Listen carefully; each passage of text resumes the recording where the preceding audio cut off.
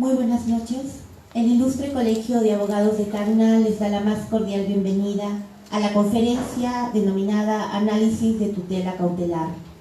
Tengo el honor de presentar al expositor Dr. Omar Vladimir Sumaria Benavente, quien es abogado por la Pontificia Universidad Católica del Perú, ha cursado maestría en Derecho Procesal por la Universidad Nacional del Rosario, Argentina, doctor en Derecho Procesal Contemporáneo en la Universidad de Medellín, Colombia, profesor en Derecho Procesal de la Facultad de Derecho de la Universidad Nacional Mayor de San Marcos, asistente académico de la coordinación de la maestría en Derecho Procesal en la Escuela de Posgrado de la Pontificia Universidad Católica del Perú. Se ha desempeñado como jefe y coordinador del Gabinete de Asesores de la Presidencia del Poder Judicial en el año 2017 al 2018, docente de la Academia de la Magistratura, ex jefe del Gabinete de Asesores de la Presidencia del Poder Judicial y autor de diferentes libros sobre tutela jurisdiccional. Resolución de Junta Directiva número 005-2019-JD/ICAT-Tacna. Tacna, 17 de abril del 2019. Visto la propuesta del señor decano y estando de acuerdo la Junta Directiva del Ilustre Colegio de Abogados de Tacna, con fecha 20 de marzo del 2019. Se resuelve, primero, incorporar como miembro honorario del Ilustre Colegio de Abogados de Tacna al doctor Omar Vladimir Sumaria Benavente a partir de la emisión de la presente resolución. Segundo, señálese para el día 17 de abril del 2019 a horas 17:30 para la ceremonia de reconocimiento e imposición de la medalla de la Orden como miembro honorario del Ilustre Colegio de Abogados de Tacna. Tómese razón y hágase saber. Magíster Jorge Luis Sosa Quispe, decano del Ilustre Colegio de Abogados de Tacna. Nos ponemos de pie para que puedan dar inicio a la imposición de la medalla. Muy buenas noches. El día de hoy tenemos la grata presencia del doctor Omar Sumaria Benavente. Yo creo que es un reconocido jurista, un procesalista. Ustedes han escuchado ya todos los grados que ha obtenido y creo que para nosotros es no solamente un honor, sino es un orgullo incorporar como miembro honorario del Ilustre Colegio de Abogados a tan ilustre personaje. Queremos agradecer la presencia del doctor, la presencia de ustedes y vamos a proceder a imponerle la cinta. Muchas gracias.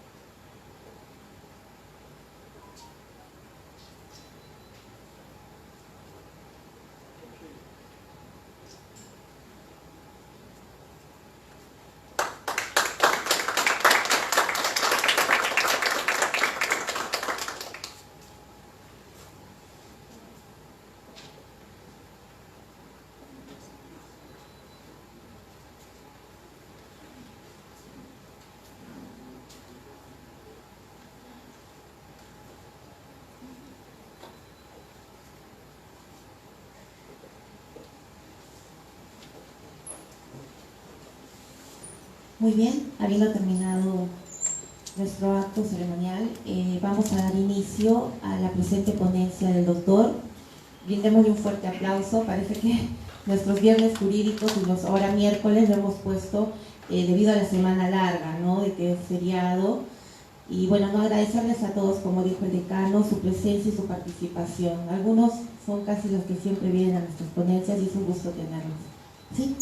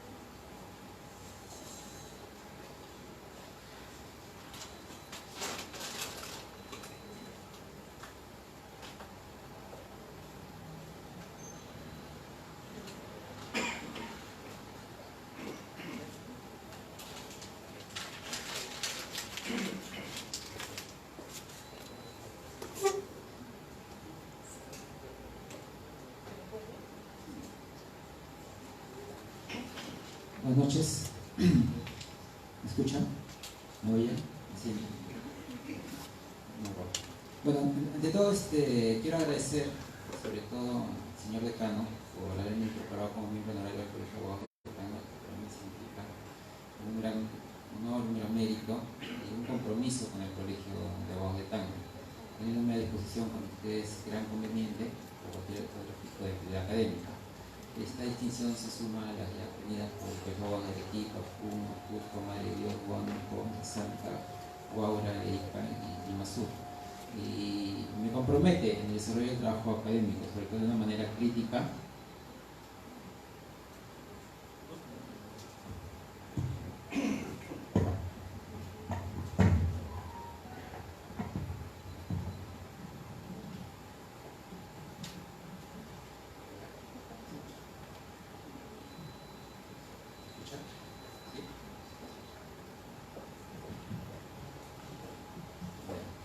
Sobre todo de una manera crítica.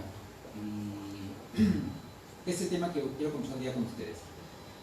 Quiero analizar el tema de tutela cautelar en general de un aspecto crítico. Cómo esta teoría está mal diseñada y sobre todo está erróneamente practicada y lleva a excesos, como vemos en este caso de las prisiones preventivas. Antes de empezar, yo no puedo negar que estoy consternado por los hechos políticos, judiciales y legales que han pasado en el transcurso del día. Más allá del juicio moral y ético individual que pasa cada persona, está la crítica al sistema. Y estamos en un sistema en el cual hay una percepción de que la justicia está explotando y está comprimiendo. Sobre todo en el caso de las prisiones preventivas. Al respecto, quería compartir con ustedes una reflexión antes de la exposición, ya que publiqué en un artículo recientemente en el mes de febrero, en una revista local. Y decía: las prisiones preventivas sacrificando la presunción de inocencia, en la cual se postulaba que muchas veces para entender este sistema penal actual, tal vez hay que regresar a las fuentes. Y en este caso me refiero a César Beccaria, al Marqués de Beccaria, más conocido como su nombre verdadero, César Bonesana, que se podría decir que es uno de los padres del derecho procesal penal liberal o garantista.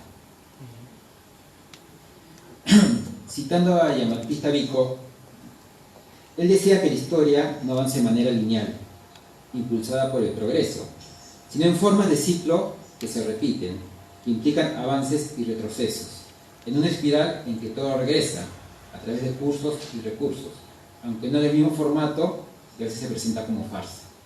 En la teoría de Vico, la historia avanzando pero de forma helicoidal, y muchas veces regresamos a un punto parecido al pasado. Si nosotros no entendemos el pasado, entonces es difícil atender el presente y menos explicar el futuro. Es así que Vico también señalaba que el recurso se produce por la exasperación de las civilizaciones, cuando utilidades y necesidades quedan muy lejos de los intereses de los hombres, arrastrados primero por lo cómodo y luego por el lujo. Los hombres han dejado atrás su relación directa e inmediata con la realidad. Sus percepciones sensoriales ya no cuentan lo concreto, se confunden, se enmarañan en juegos de rudeza. Lo llamada rudeza se refiere a la argumentación. La sutilidad achata toda posibilidad de creación. Y así se ha visto que en los últimos tiempos la prisión preventiva en los procesos penales se ha ido convirtiendo en la regla en lugar de una excepción, sacrificando muchas veces la presunción de inocencia, pilar del proceso penal del que se deriva el recurso de garantías, primera y principal garantía que el procedimiento penal otorga al ciudadano, cambiándosele por un estado inicial de culpabilidad, sobre la base de una primacía condicional de la eficacia de la sentencia penal por sobre la alteración del status quo inicial de la no culpabilidad del procesado, que hace necesario repensar esta situación y tal vez encontrar una respuesta regresando a las fuentes del derecho penal. En un estudio que se hizo con el CEJAS, que es el Centro de Estudios Jurídicos de las Américas, organismo de la OEA, en el cual tuve la ocasión de participar, haciendo un informe nacional sobre los retrocesos y avances de la reforma procesal penal, se llegaron a algunas observaciones, y es que, por ejemplo, en Bolivia A partir de 2005 se aprobaron modificaciones al Código Procesal Penal, que crearon nuevos tipos penales y o incrementaron las penas de los asistentes. Incluyeron algunos presupuestos adicionales para solicitar y aplicar la detención preventiva. En México, la reforma trajo consigo su propia contrarreforma en la constitucionalización de medidas extraordinarias como la prisión preventiva automática. En Paraguay, en 2004, se prohibió el otorgamiento de medidas alternativas y sustitutas a la prisión preventiva. Estas normas aumentaron la población penitenciaria de manera excepcional. En Venezuela, entre 2000 y 2001, aumentó el tiempo del juez de control para decidir sobre la libertad de los detenidos en fragancia. Se modificaron las causales para la privación preventiva de libertad, extendiendo los supuestos que configuraban el peligro de fuga, por mencionar solo algunos países. En el Perú no ha sido la excepción, y se ha visto este incremento de decisiones judiciales que declaran prisiones preventivas muchas veces innecesarias, en el peor de los casos arbitrarias. El filósofo napolitano, refiriéndome nuevamente a Vico, sentencia: ¿acaso no es nuestra época un tiempo de adulteza? ¿Y a qué se refería eso? Que se cambia el discurso jurídico legal por un discurso argumentativo, muchas veces que parece verdad, que aparenta verdad, pero que no es la verdad, sino solo es un manejo técnico de las normas. Es decir, de falso ingenio, de escepticismo y, como diría Vico, de ironía. Ese tropo característico de la edad de la barbarie, de la reflexión cuando lo falso se expresa como verdadero. La memoria, fantasía, ingenio y sentido común son sustituidas por la razón, incluso demasiada y aparente razón. Guillermo Cabanelas indicaba que en un momento como el presente, en que resurge con esplendores majestáticos viejas instituciones punitivas que parecían del todo abolidas, en el que lo arbitrario cobra nuevas prerrogativas y la ley de talión decide acciones de muchos hombres, en el que más fuerte impone con la violencia sus decisiones, viene bien a reiterar aquellas ideas y doctrinas que como piqueta demoledora surgieron para destruir mucho que era necesario acabar. Es así que cobra vigencia las ideas del Marqués de Becaría. En un parangón, como en el ayer, que se pensó olvidado y abolido, se vuelven a vivir páginas de un sistema penal represivo, de prisiones sin delitos, castigos sin procesos, responsabilidades mancomunadas, muerte civil, sin distinguir el delito común del delito político. Es así que la obra de César Bonezano, Marqués de Becaría, despierta un nuevo interés. Su libro, su obra, el Tratado de los Delitos y las Penas, constituye un pilar para el derecho penal contemporáneo, porque sustenta las principales ideas del liberalismo penal que desmonta el sistema inquisitivo para un sistema que incorpora mayores garantías para el procesado. Criticando la pena de muerte y los tormentos, se perfila la prevención como fin de la pena, entre otros principios de las ciencias penales actuales. Si bien Becaría se opone a la pena de muerte, persigue incansablemente la sanción del delito, y que sea rigurosa, pero a la vez pide garantías e impone un margen de moderación y un sentimiento piadoso en el régimen de las penas y su fin preventivo. Así expresa: la certidumbre de un castigo, aunque sea moderado, produce siempre impresión más honda que el temor de otro más terrible, unido a la esperanza de la humanidad. Su obra se constituye una piedra angular del pensamiento penal contemporáneo, en donde la facultad de sancionar, la legitimidad y fines de las penas, los excesos del poder absoluto de los monarcas, son plasmadas en sus páginas. Se llama Becaría: si defendiendo los derechos de la humanidad y la vida eterna pudiera arrancar a la tiranía o a la ignorancia fanática a alguna de sus víctimas, las lágrimas de gozo y las bendiciones de un sol inocente vuelto al reposo me consolaría del desprecio del resto de los hombres. De esa forma, se luce presente el especial interés del Marqués de Becaría en un sistema penal que tenga como centro al ser humano, lejos del dominio y fanatismo político. No obstante, Eugenio Zaffaroni se hace el cuestionamiento y se pregunta si efectivamente la ideología de Vico llegó a América Latina. Señalaba Zaffaroni: si llegó Becaría a América Latina, concluyendo con muchas dudas del recibimiento de su ideología, pero con la certeza del arribo de los anti-Becaría. Indica que el tiempo de la llegada de la ideología de Becaría a América Latina se consolidaban las repúblicas oligárquicas. En consecuencia, ya no era funcional, porque este poder consolidado ya no quería saber de límites, necesitaba justificar su supremacía, en ese tiempo bajo argumentos inclusive racistas. En consecuencia, Becaría era un personaje molesto para estas oligarcas y sus minorías intelectuales. Se puede presumir entonces que cuando el Estado, desbordando sus límites, trata de dominar a través del excesivo ejercicio del poder punitivo a las mayorías degeneradas, con banderas en la seguridad pública o en lucha contra la corrupción u otras, resulta muchas veces en el abuso del ejercicio de este control punitivo, a través de las excesivas presiones preventivas, siendo necesario un replanteamiento del control del ejercicio de este poder.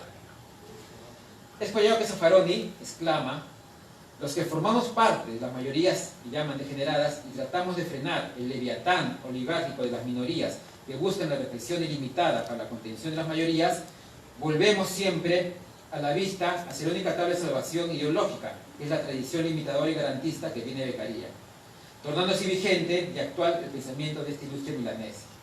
El discurso de Beccaria hoy se actualiza con la idea central de millares de seres que tejen su existencia repartidos en centenares de celdas, producto de las prisiones preventivas, como sanción a hechos aún no imputables a ellos, o no probados, aún a través de un debido proceso.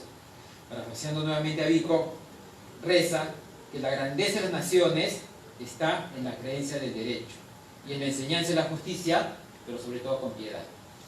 Bueno, esta reflexión, ¿no?, tiene que ver justamente con el tema que voy a tratar, y es el replanteamiento de la tutela cautelar en general, no solo en lo penal, sino en lo civil, condición objetivo, laboral, familia, etc. Para esto, ¿no?,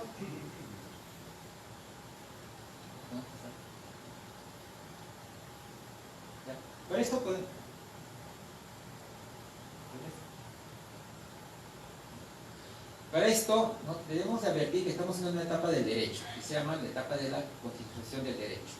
¿Qué significa esto? Que ahora todo el derecho va hacia la Constitución y viene de la Constitución. Significa que ahora todo derecho es constitucional. Sería un pleonasmo hablar de derecho constitucional, porque derecho penal, derecho civil, derecho procesal, en cualquiera de sus dimensiones, administrativa, constitucional, civil, penal, etc., son constitucionales. Entonces todo es derecho constitucional. Y esto es el triunfo del neoconstitucionalismo. Hay una discusión si existe o no existe, pero la cuestión es que se da en la práctica. ¿Y cuáles son las herramientas de este neoconstitucionalismo? Bueno, la división entre principios y reglas. Y que las reglas solo son válidas en la medida que tengan un principio que la garantiza. Y en caso de conflicto entre reglas y principios, pues prima el principio. Y en caso de conflictos de principios, ahí tiene el juez que ponderar dichos principios. Bueno, esa es la estructura del constitucionalismo. ¿Y esto a qué nos lleva? ¿No? A que el juez tiene un nuevo rol en este nuevo escenario, un rol protagónico, en el que el juez deja de ser un mero aplicador de la ley, y el juez se vuelve muchas veces en el que resuelve este conflicto entre principios y reglas, y es el encargado de resolver este conflicto de principios. Por lo tanto, ya no es un juez mecánico, un juez que subsume, sino un juez que critica, un juez que interpreta, un juez que muchas veces llega a crear derecho, redimensionando de esta manera el papel del Poder Judicial. Es así que el cambio del Estado de Derecho, el Estado constitucional, no es solo un cambio de rótulo, o sea, de etiqueta o de camiseta, sino más bien es un auténtico cambio genético, en que el Estado basado en la ley viene a replantearse sus roles y premisas básicas. En este nuevo escenario, las constituciones, según lo que señalaba John Merriman, cumplen la función que hacían antes los códigos civiles. Cuando se crea el Estado moderno, en contraposición al antiguo régimen o Estado medieval, rompe sus estructuras, y este Estado moderno trata de generar un nuevo escenario social y político basado en el mercado. Por lo tanto, quiebra la propiedad absoluta, excluyente, perpetua, para crear un mundo de multipropietarios. Y para acelerar el intercambio, pues es necesario garantizar sus derechos civiles. Y es así pues que se crean los códigos civiles. ¿Y qué es lo que garantizan? La libertad primero de propiedad, la libertad de intercambio y la libertad personal. Porque sin esos tres pilares no puede haber mercado. ¿Y dónde están recogidos esos? En el Código Civil y en el Código Penal. Y entonces, esas serán las constituciones del Estado moderno. Cuando el Estado cambia el Estado constitucional, creándose los después derechos de segunda y tercera generación, o sea, los políticos y sociales, ¿no?, esa función que antes cumplían los códigos civiles, ahora lo cumplen los códigos, las constituciones. Y entonces se ha pasado de la fuente más privada del derecho a la fuente más pública, que son las constituciones. Por lo tanto, ¿no?, es por eso que ahora todo derecho es constitucional. Y los códigos civiles muchas veces son dejados de lado. Continuamos. En este nuevo espectro, ¿no?, el derecho procesal también se ha constitucionalizado. Es decir, el derecho procesal deja de ser una herramienta adjetiva para el derecho material, un simple instrumento, sino que tiene un contenido propio, tiene una sustantividad propia. ¿Y cuál es esa sustantividad? El derecho a la tutela judicial y el debido proceso. Es lo que da un contenido distinto a este nuevo derecho procesal. ¿Qué se entiende por este derecho? Un conjunto mínimo de garantías que debe brindar el Estado de acceso a la justicia, del trámite del proceso, de derecho a una respuesta que resuelva el conflicto fundamental y motivada, y sobre todo que se cumpla, que es susceptible de ser eficaz. Todo eso elevado al rango de constitucional, pues implica un principio que le da contenido al proceso. Este contenido ya no es puro cascarón, sino tiene un contenido propio. Y es el Estado el primero en garantizar el cumplimiento de este proceso. Es por ello, ¿no?, que en esta nueva dimensión no es casualidad que, por ejemplo, en el Código Procesal Civil, en el artículo primero del título preliminar, diga todos tienen derecho a tutela jurisdiccional y al debido proceso. ¿Qué significa eso? Que el juez ahora mira ese artículo y después mira los demás artículos. Si hay un conflicto en los otros artículos, donde el primero va prima, del principio. Por lo tanto, todo lo procedimental se cede ante el contenido constitucional de este derecho. Por eso es lo importante del derecho procesal es conocer el contenido de este derecho a la tutela jurisdiccional, más allá de conocer las reglas del procedimiento, por los conceptos de acción, jurisdicción y proceso, por el cual se enseñó el antiguo derecho procesal. Es por ello que los que ven procesal constitucional ven a los procesalistas clásicos como seres salidos del pasado, como seres que hablan pues de Juego de Tronos o el anillo, Señor de los Anillos, que hablan en latín y con duendes y elfos, ¿no? Un lenguaje medio oscuro y arcano. En cambio ellos ven un derecho más rápido, más efectivo, más sustancial. Y la culpa tiene los procesalistas, porque nos hemos rezagado a eso, y en la universidad seguimos enseñando lo mismo: acción, jurisdicción, procesos, secciones, plazos, términos, mientras que los procesalistas enseñan efectividad, sustancialidad, contradicción entre unos principios. En realidad ese es el derecho procesal que ha avanzado. Pero, ¿no?, los mismos procesalistas nos hemos encargado de rezagarnos y enseñar una disciplina que tal vez en este nuevo escenario resulta caduca. Continuamos. Bueno, este derecho a tutela jurisdiccional, en resumen, comprende distintos grados de tutela: una tutela de primero, segundo, tercer y cuarto grado. El primer grado de tutela, o derecho de acceso a la justicia, ¿qué implica?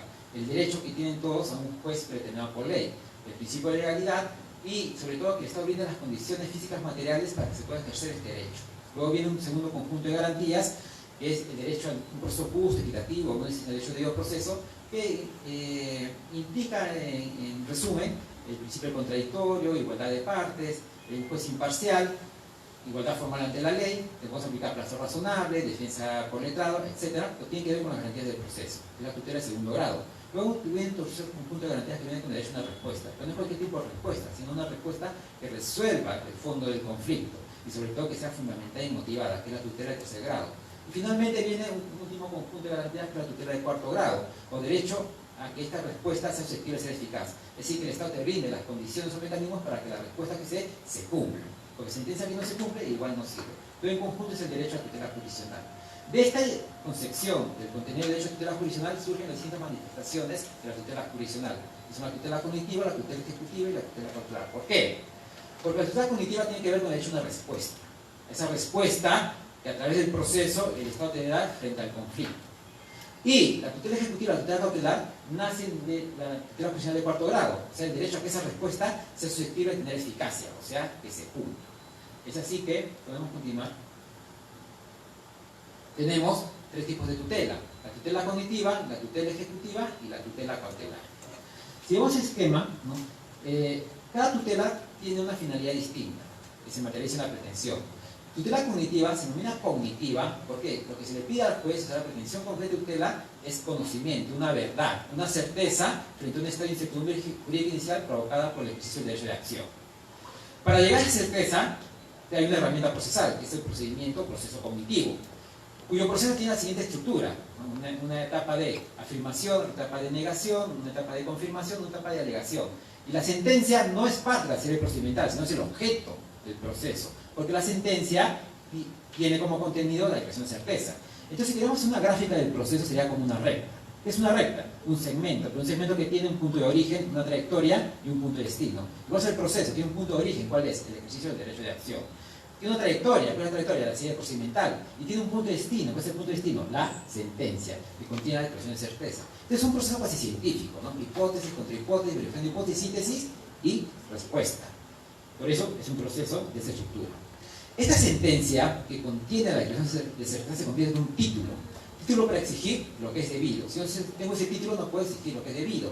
Donde viene el brocardo latino, nullum executio sine titulo, que significa no hay ejecución sin título.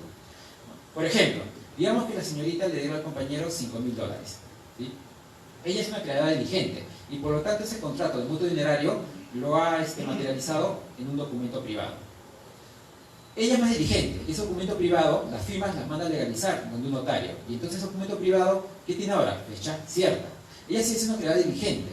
Y ese documento, con firmas legalizadas, lo lleva a un abogado. Y el abogado lo sella, lo suscribe. ¿En qué se ha convertido? En una minuta. Esa minuta ¿no? La acreedora diligente la llama un notario y la convierte en escritura pública. Ahora, ¿qué cosa es? Un documento público. Si eres diligente, ella guarda el voucher de depósito de los $5.000 que dio el compañero. Es más, si no es diligente, tiene declaraciones de testigos que vieron cuando se formó la operación y él se comprometió al pago en determinada fecha. Vencido en el momento del crédito, él no cumple con el pago y ella como acreedora diligente le manda una carta notarial. Con la carta notarial entonces ella incurre en mora, por lo tanto la obligación se vuelve exigible. El señor no cumple con el pago, por lo tanto ella le invita a conciliar. Le invita a conciliar. El señor no va a la conciliación. Ella sabe, pese a todo, está a su costado, no le paga. Y el señor sabe que tiene en su bolsillo $5.000. ¿Se los puede quitar o no se los puede quitar? ¿Sí o no? La respuesta es no. Entonces, ¿tiene derecho o no tiene derecho? ¿Tiene o no tiene derecho? ¿Cómo puede decir que sí si dicen que no le puede quitar? No tiene derecho. Tiene derecho a exigir judicialmente el cobro. Derecho a ejercicio de acción, artículo 1222 del Código Civil, ¿no? El acreedor puede exigir los medios legales para el cobro. Pero hay una incertidumbre jurídica, la cual solo se resuelve con la declaración de certeza. ¿Por qué? Porque puede pasar que en el transcurso del crédito han operado pues, la prescripción, puede pasar que haya habido un contrato recíproco, por lo cual opera la compensación, o puede haber perdonado un documento con donación, etc. Miles de hechos. O sea, tiene derecho a cobrar, pero la certeza para el cobro, ¿quién se la da? La sentencia. Por eso la sentencia se convierte en el título, exigir lo que es debido. Entonces la finalidad del proceso cognitivo, ¿cuál es? Obtener el título. Una vez que ya tengo el título, nace otro tipo de tutela, que va a ser la tutela ejecutiva, que está dirigida no a una declaración de certeza, sino a agredir el patrimonio del deudor. Es decir, la señorita con sentencia ya puede quitarle los $5.000, la respuesta es no. Tiene que seguir una actividad judicial distinta, que va a ser la tutela ejecutiva. En esta tutela, el esquema procedimental va a ser distinto, ya no va a ser una etapa de afirmación, negación, confirmación, alegación, sino va a ser una etapa de preparación del título, una etapa de satisfacción del crédito y una etapa de liquidación del patrimonio. O sea, una estructura distinta, porque el continuo de tutela es distinto. El continuo de tutela es darle efectos materiales al título. Y entonces, la tutela ejecutiva va a tener una herramienta procesal distinta, que va a ser el proceso ejecutivo o proceso de ejecución, dependiendo del tipo de legislación. La señorita, mientras sigue su proceso cognitivo, pero cobra la deuda, sabe que tiene los $5.000 el señor en el bolsillo y que es muy posible que los esconda para no pagar la deuda. Entonces, ¿qué quiere? Inmovilizarlos. Entonces, para inmovilizarlos, ¿qué va a solicitar? Una tutela cautelar. La tutela cautelar, como ven, no da declaración de certeza. La tutela cautelar no ejecuta el título, sino la tutela cautelar tiene como final, ¿qué cosa? Asegurar o conservar los efectos del título. Cuando ella inmoviliza el patrimonio, no significa que ya le debe, no significa que no se está cobrando. Solo está inmovilizando el patrimonio para garantizar los efectos de una sentencia de cobro. Y entonces esta tutela cautelar tiene un objetivo distinto, asegurar o conservar los efectos del título. Por lo tanto, tiene un mecanismo procesal distinto, que hace el proceso cautelar. Entonces, en resumen, tenemos tres tipos de tutela: tutela cognitiva, tutela ejecutiva y tutela cautelar. La tutela cognitiva, a través del proceso cognitivo, forma título. La tutela ejecutiva, a través del proceso ejecutivo, le da efectos materiales al título. Y la tutela cautelar, a través del proceso cautelar, asegura o conserva los efectos del título. Cada tipo de tutela tiene una herramienta procesal distinta. ¿Sobre qué gira todo? Todo gira sobre en torno al concepto título. ¿No? Lo dije otra vez, repito, el vocablo latino: nullum executio sin título. No hay ejecución sin título. ¿Continuamos? Entonces, tres tipos de tutela que nacen tutela jurisdiccional: tutela cognitiva, tutela ejecutiva, tutela cautelar. Tutela cognitiva, procesos cognitivos; tutela cautelar, procesos cautelares; tutela ejecutiva, procesos ejecutivos o de ejecución. Hasta ahí, todo claro. Pero vamos a ponernos en unos supuestos. ¿Podemos seguir? Sigamos. Con el respeto a los que profesan la fe de ser testigos de Jehová, no sé si ustedes saben, pero los testigos de Jehová se oponen a las transfusiones de sangre. ¿Por qué se oponen a las transfusiones de sangre? Porque ellos hacen una interpretación del Antiguo Testamento en la cual se dice que los derramamientos de sangre humana solo son para sacrificios. Y en caso que no sea para sacrificios, entonces es un sacrilegio. Eso lo suman a un párrafo del Nuevo Testamento en el cual dice: si tú tienes fe, Dios te salvará. Entonces, aplicando al caso, una transfusión de sangre no es un sacrificio. Entonces, ¿qué sería? Un sacrilegio. Por lo tanto, ¿no? Si yo tengo fe, me opongo a la transfusión de sangre y creo en Dios y Dios me va a salvar. Ese es su razonamiento. Imagina el siguiente supuesto: un niño de unos 14, 13 años está conduciendo su bicicleta por la calzada y colisiona con un auto y sale expedido y se estrella con la acera. Lo llaman de emergencia a un establecimiento de salud público Y entonces cuando lo atienden, los médicos diagnostican que tiene un derrame interno, por lo cual necesita inmediatamente una transfusión de sangre. Identifican al niño porque realmente tenía su DNI y ubican a los padres y los llaman y les piden la autorización respectiva para la transfusión de sangre. Pero los padres, basado en su fe, que son testigos de Jehová, se oponen. Pregunta, ¿ustedes como médicos hacen o no hacen la transfusión? ¿La hacen o no la hacen? Aquel que dijo que sí, la respuesta es ¿por qué sí? Y me responderá, porque soy médico y mi objetivo es salvar la vida. ¿Y dónde está eso? Que mi juramento hipocrático. Bueno, tu objetivo es salvar la vida, es una norma ética, ¿ok? Y tu juramento hipocrático también es una norma ética. ¿Qué es una norma ética? Una norma moral, pero de carácter individual. Y entonces, en verdad lo que tenemos es un conflicto no ético, sino un conflicto jurídico, porque está en juego dos derechos fundamentales de igual jerarquía, libertad de religión versus derecho a la vida. No existe ninguna jerarquía de derechos fundamentales. Ya no es como antes derechos de primera, segunda, tercera generación. La misma Constitución dice que todos los derechos tienen igual jerarquía. Entonces, cuando el médico hace transfusión de sangre, oponiéndose al consentimiento de los padres, ¿qué está haciendo?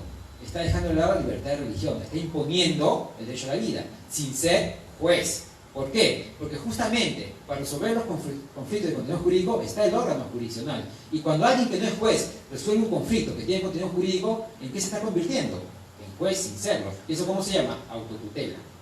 Entonces, cuando uno comienza a imponer sus valores, cuando uno comienza a imponer sus, digamos,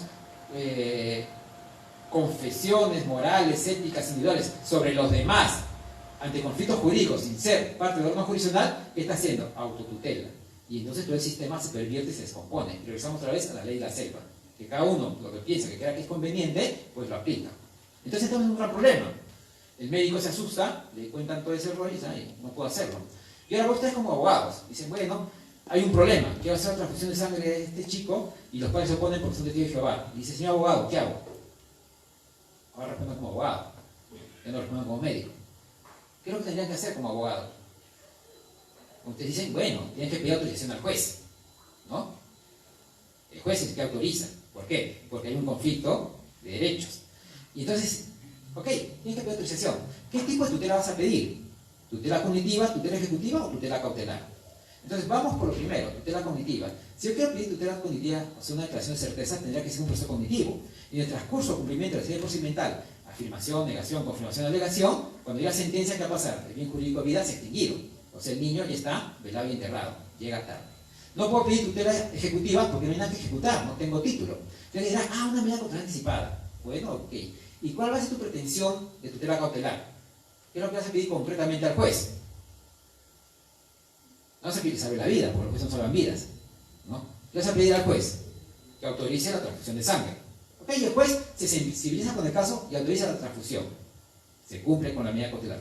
Pregunta, ¿cuál va a ser, ¿no?, después la pretensión del proceso cognitivo? Ustedes saben que toda medida cautelar es accesoria a un proceso cognitivo. ¿Cuál va a ser tu futura pretensión?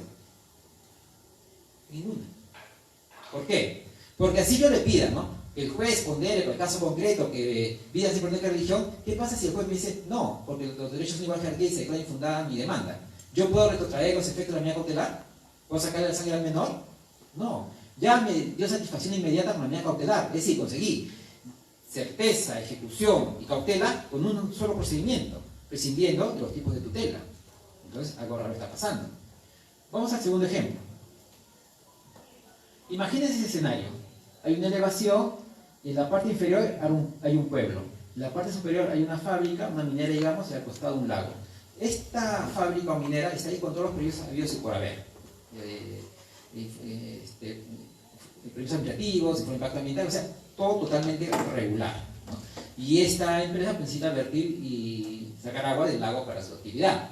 El pueblo vive feliz con la minera, porque parte de las utilidades le da al pueblo y con ellos se están desarrollando. Es más, la mayoría de los pobladores trabajan en la minera, con lo cual reciben una remuneración.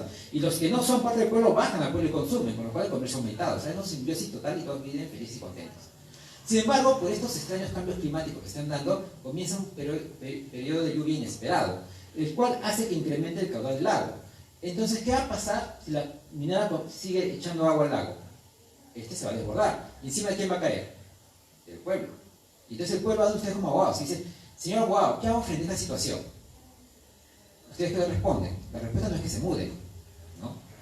Sino que van a decir, ¿qué es lo que quieren pedir? Tenemos que hacer que la minera suspenda su actividad. Ojo que no queremos que se vaya, porque estamos felices, solo que lo suspenda. Entonces dice, ya, tenemos que pedir esa suspensión. Y otra vez, el señor abogado piensa, ¿qué tipo de tutela voy a pedir? Si pido tutela cognitiva, otra vez, la serie de persona cognitivo, ¿qué va a hacer? Que la sentencia llegue tarde, ¿no? Ya se desbordó el pueblo y ya no existe. No puedo pedir tutela ejecutiva, porque no hay nada que ejecutar, no hay un título. Y alguien, una tutela cautelar anticipada, una medida cautelar anticipada. ¿Y cuál es tu prestación concreta de tutela? Que se suspenda la actividad minera por el tiempo que dura la lluvia. El juez te lo concede.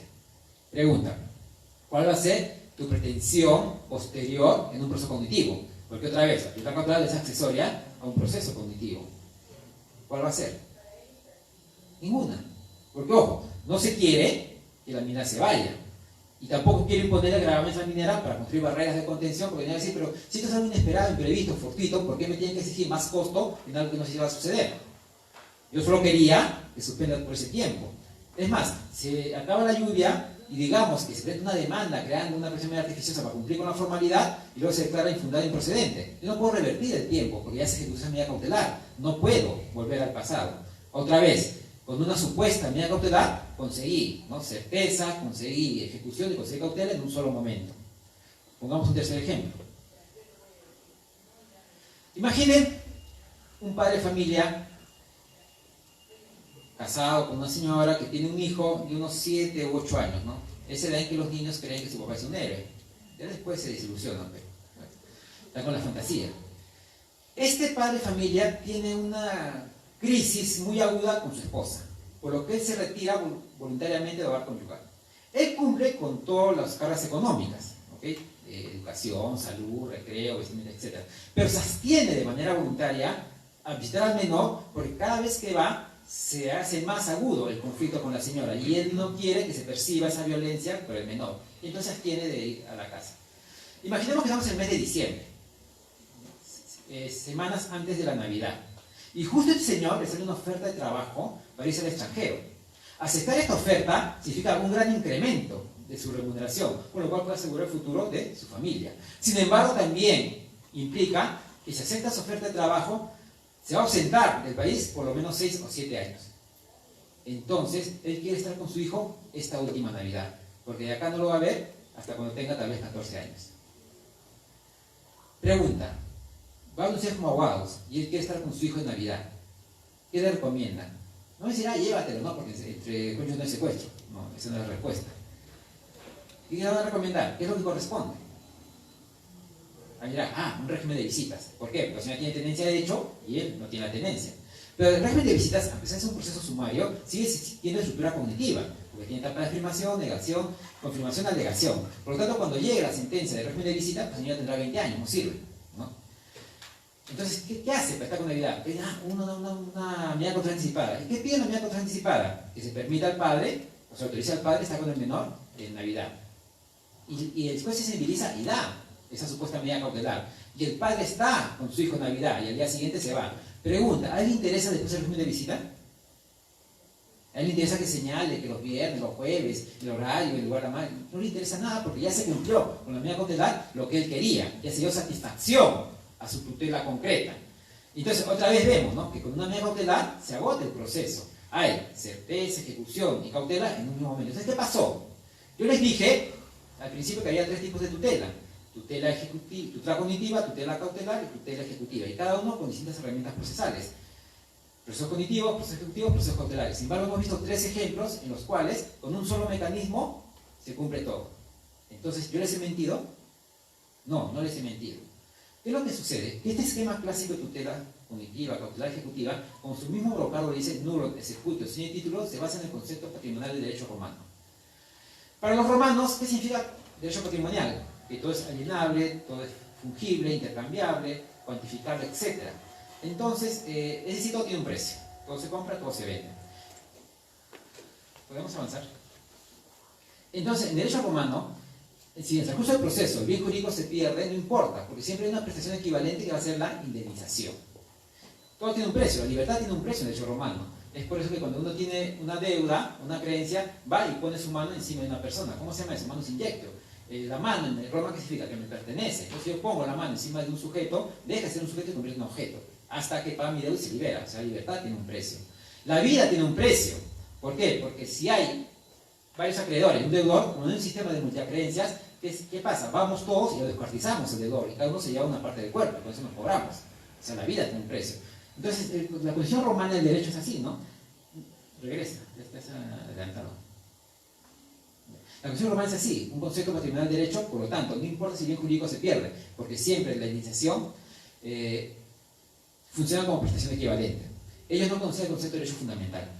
¿Dónde nacen los derechos fundamentales? En la década de los 40, ¿no? Declaración Universal de los Derechos del Hombre, ¿okay? Y después se fue desarrollando. ¿Y cuál es la característica de los derechos fundamentales? Que es todo lo opuesto a los derechos de continuidad patrimonial. Los derechos fundamentales no son cuantificables, no son fungibles, no son intercambiables, no son alienables, etc. Por lo tanto, los derechos fundamentales dan un tipo de tutela distinta a la tutela clásica. Una tutela destinada justamente a la satisfacción de evitar esa lesión del derecho fundamental. ¿Por qué? Porque a diferencia de los franceses, los alemanes pensaban que no bastaba con la declaración del derecho. Ese documento los franceses llaman Declaración Universal de los Derechos del Hombre. Los alemanes no, los alemanes dicen no, es necesario un sistema de protección a cargo del Estado. Son ellos los que crean el concepto de tutela a cargo del Estado y la tutela jurisdiccional. Es por eso, ¿no?, que nace el derecho procesal civil en el Estado moderno, porque no bastaba, como los franceses, declarar un código civil, sino aparte de dar un código civil tenían que dar un mecanismo de tutela, y nace el derecho procesal civil. Entonces, cuando nacen los derechos fundamentales, dicen un mecanismo de tutela efectivo. El habeas corpus en lo penal es un proceso urgente. ¿Por qué? Porque es el habeas corpus el que da real significado de derecho a libertad. ¿Usted es casado, señor José? No, no. ¿Quién es casado acá? ¿Usted es libre? ¿Considera que es libre? Ok. El señor que es casado considera que es libre. La conciencia viciada. El secretario general del Colegio de Abogados dice que tiene derecho a libertad. ¿Qué pasa si él, saliendo de la puerta del Colegio de Abogados, viene un patrullero y lo detiene? ¿No? Dice, pero enséñame la resolución. No, sube nomás. No, que yo soy el secretario general, que sube. No, que sube. ¿Qué hace? ¿Significa algo su derecho a libertad? Igual se lo llevan. ¿Cuándo adquiere real significado su derecho a libertad? Cuando cualquier tercero, o él mismo, o su cónyuge, pueda presentar un habeas corpus. Entonces el mecanismo de tutela le da sentido al derecho. Si no existiera el habeas corpus, la libertad en realidad no significaría nada. Entonces, para los derechos fundamentales no hay ese mecanismo de tutela. La acción de amparo pretendía ser un proceso de tipo urgente. Sin embargo, su estructura, basada en el derecho procesal clásico, tiene estructura cognitiva declarativa, ¿no? Afirmación, negación, confirmación, negación, por lo cual no funciona. Es así que frente a esa carencia nace un nuevo tipo de tutela que se llama la tutela diferenciada. Nombre que fue creado por Andrea Porto Pisani en los años 70 con relación al derecho laboral, pero después fue muy criticado y ahora le han puesto otros nombres: tutela urgente, tutela anticipada, tutela inhibitoria, tutela preventiva, en fin, el nombre no importa, ¿no? Yo le digo tutela específica, lo que importa es la función. ¿Y cuál es la función? Su función no es dar certeza, ¿okay?, sino su función, ¿cuál es? Evitar o remover unos posibles daños derivados de un ilícito civil. ¿Qué es el ilícito civil? Aquel acto que no está penado, pero que puede causar daño. Entonces, esta tutela urgente tiene como característica un nuevo sentido en la justicia. Ya no es una justicia que se basa en la búsqueda de la certeza y te da estabilidad o seguridad jurídica, porque el proceso clásico busca eso, una verdad. A esa verdad le da la fuerza de cosa juzgada. ¿Y cuál es la característica de la cosa juzgada? Que es irrevocable, inmodificable, irrevisable y todo lo que empieza con in, ¿no?, eternamente. Esta justicia no. Esta justicia no busca el valor seguridad, sino que busca el valor eficacia. ¿Qué es la eficacia? Es distinto a ser efectivo. Efectivo es utilizar los recursos conforme a lo planeado. La efectividad es utilizarlo de mejor manera o más rápido, ¿okay? Entonces busca la eficacia y sobre la base de probabilidades, no busca certezas. Porque pongamos un ejemplo, ¿no? En el caso de la transfusión de sangre, ¿es cierto que con la transfusión de sangre se va a saber el niño? No sabemos, ¿okay? Es probable. Entonces no hay certeza. El juez juzga sobre la base de probabilidades, ¿no? Es cierto que suspendiendo la actividad minera no se rebalse el lago. No, porque sigue lloviendo y se puede seguir rebasando el lago. ayuda, reduce, minimiza el riesgo, pero no lo va a evitar necesariamente. Entonces, es una justicia que entiende un concepto cultural distinto, un nuevo sentimiento de la justicia, una justicia fast, así como ahora hay comida fast food, y también hay universidades fast que te dan los títulos más rápido, que es un factor cultural. Igual todo el mundo busca una justicia fast.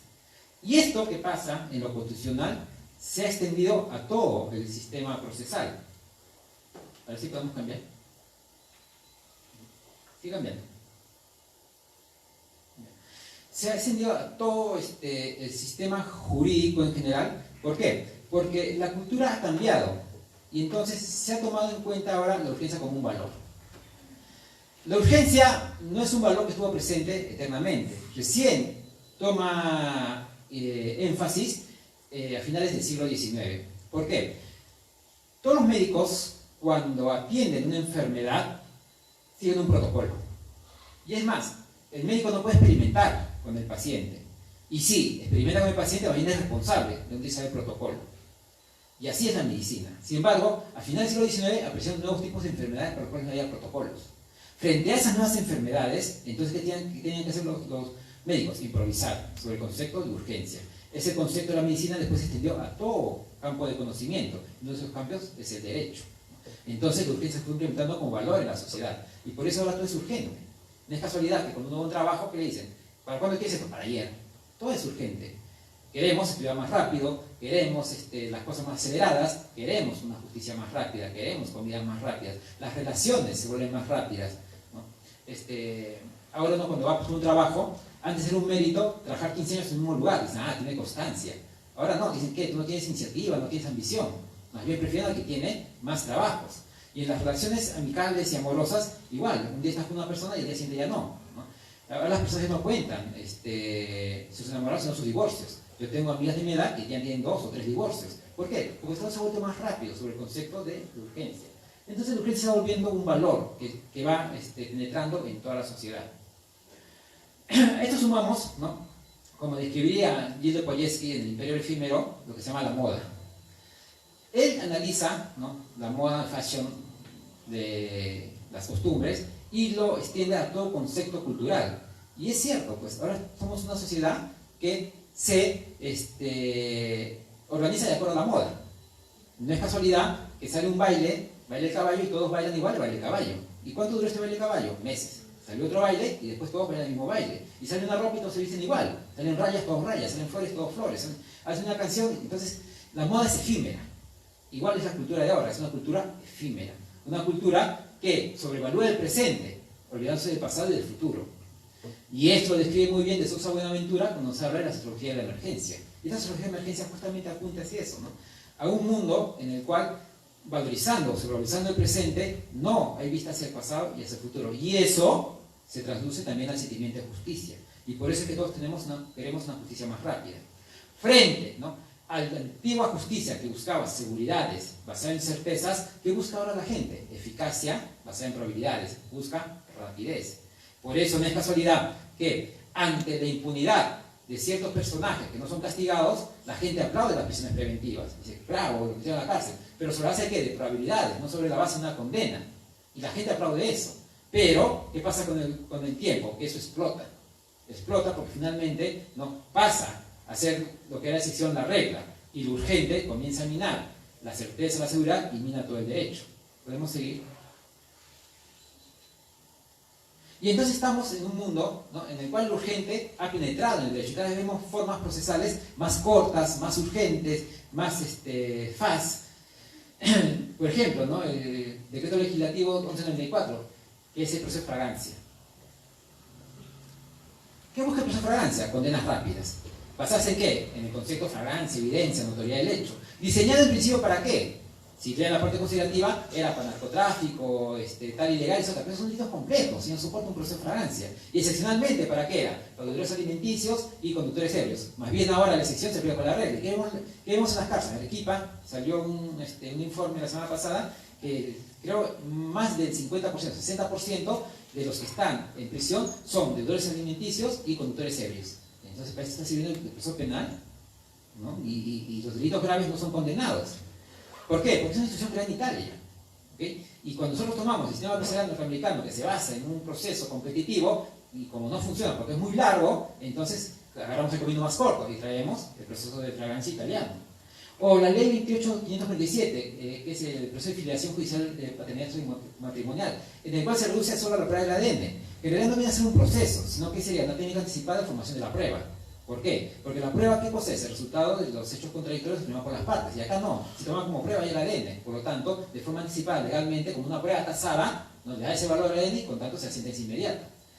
O el llamado proceso monitorio que haremos con el desarrollo notarial. Ese es un proceso monitorio, ¿no? Un proceso en el cual, si solo se da oposición, se vuelve contradictorio, y si no, se ejecuta inmediatamente.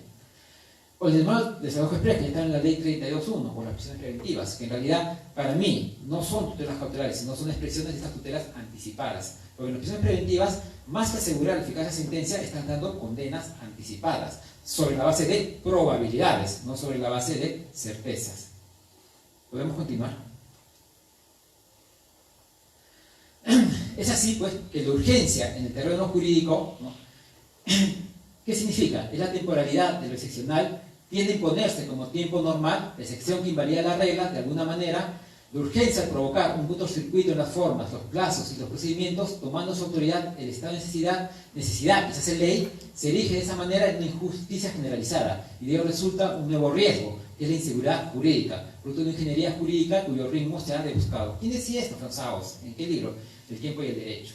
Cualquier parecido o coincidencia con la realidad no es pura coincidencia. O sea, esto ya lo habían visto los filósofos del derecho años antes, lo que podía suceder.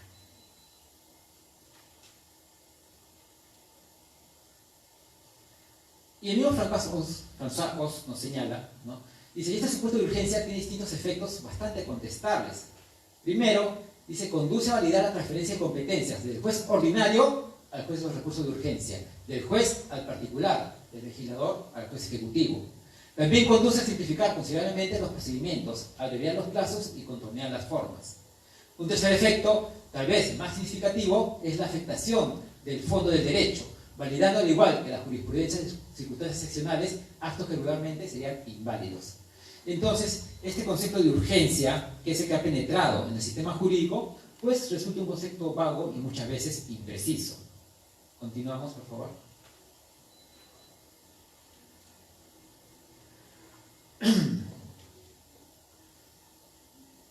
Franz Haus nos hace una reflexión. Dice, en este nuevo espacio, basado en la sociología de emergencia, que da un nuevo significado a la justicia y a la actividad jurisdiccional, teniendo presente la contingencia del tiempo en el proceso y las técnicas de sumarización a las que está genéricamente sometida la función jurisdiccional, Ovidio Batista sentencia que no se sorprenderá de la influencia decisiva que la urgencia puede ejercer en la vida de los derechos. No hay prácticamente ningún principio del derecho civil, tenemos civilista, que resulte incólume a las acometidas de la urgencia, en tanto que la urgencia se ha vuelto en un valor determinante en toda actividad social que se traslada de la concepción a una justicia urgente. Continuamos.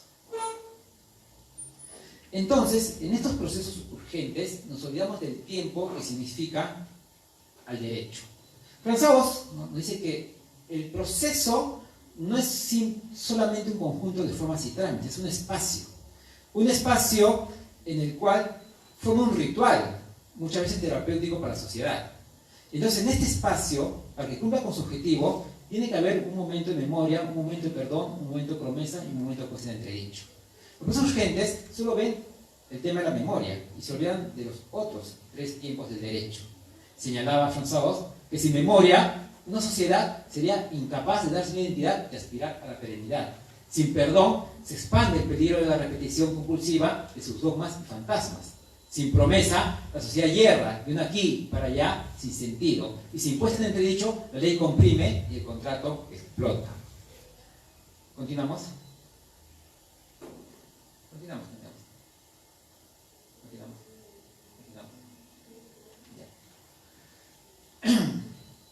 Entonces, ¿qué estamos viviendo?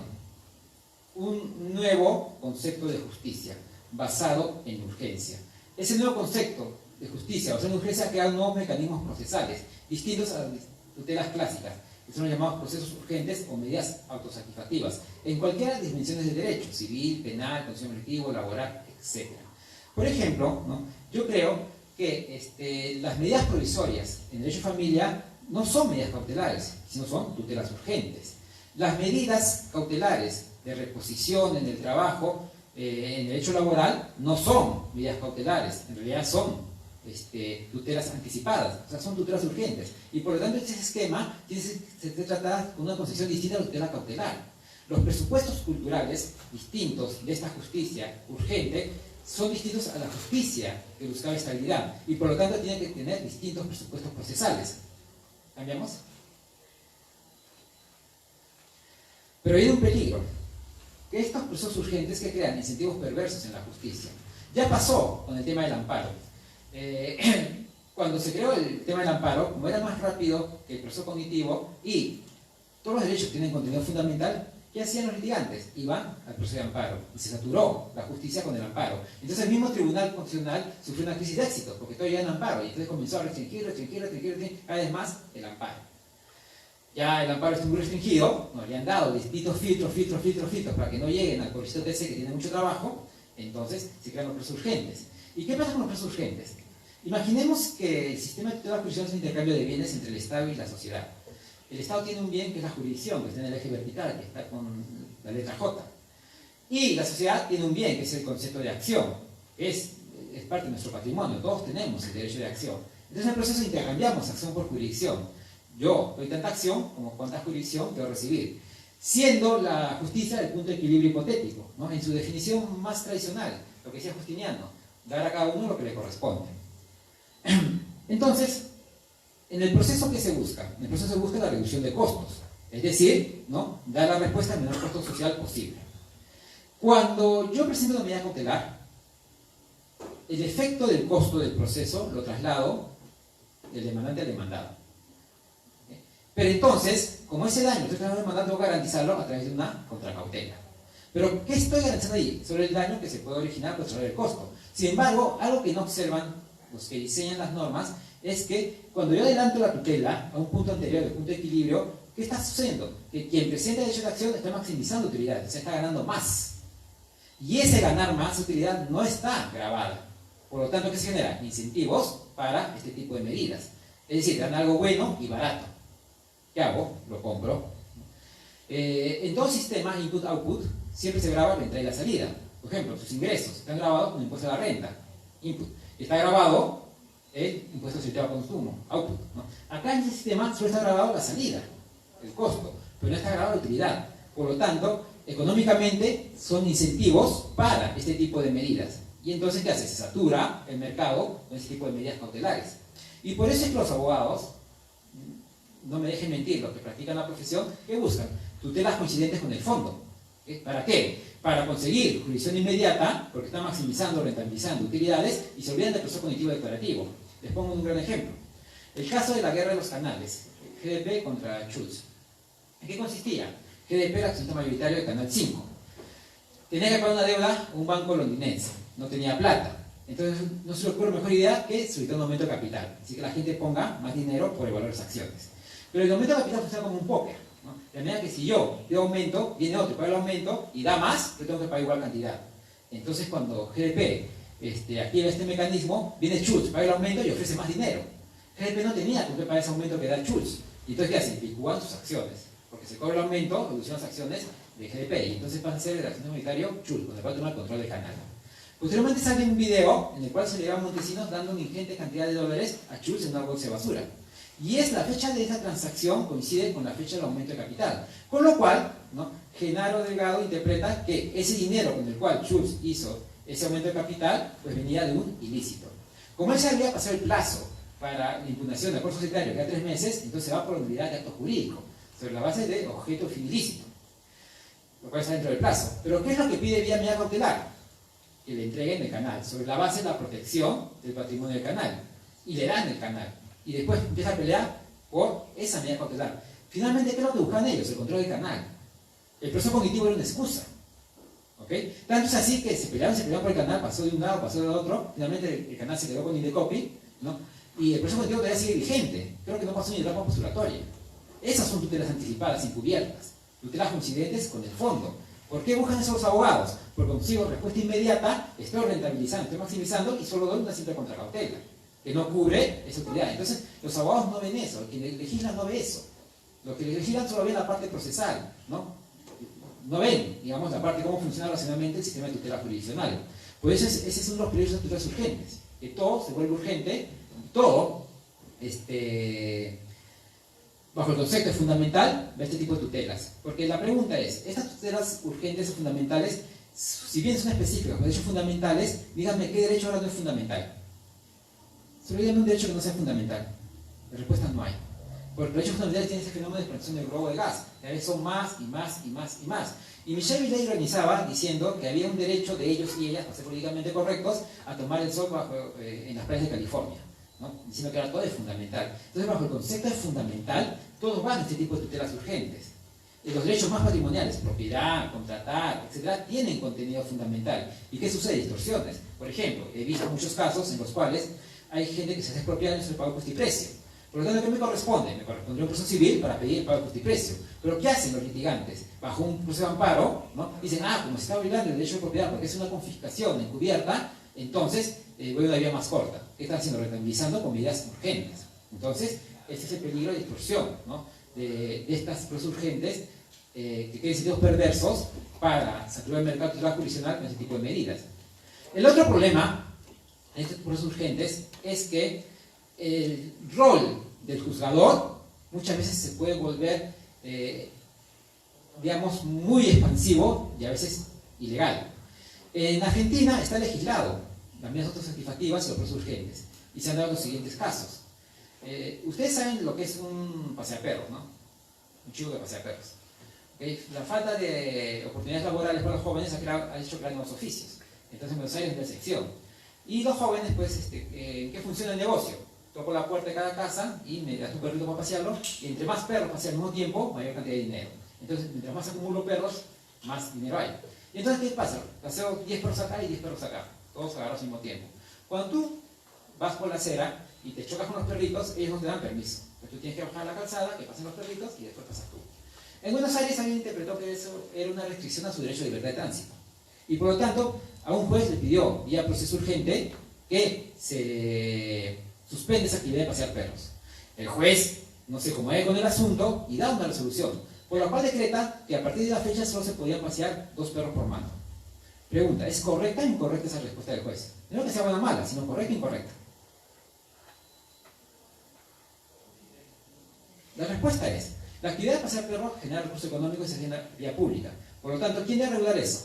El gobierno local. Llámese municipalidades, gobernaciones, etc.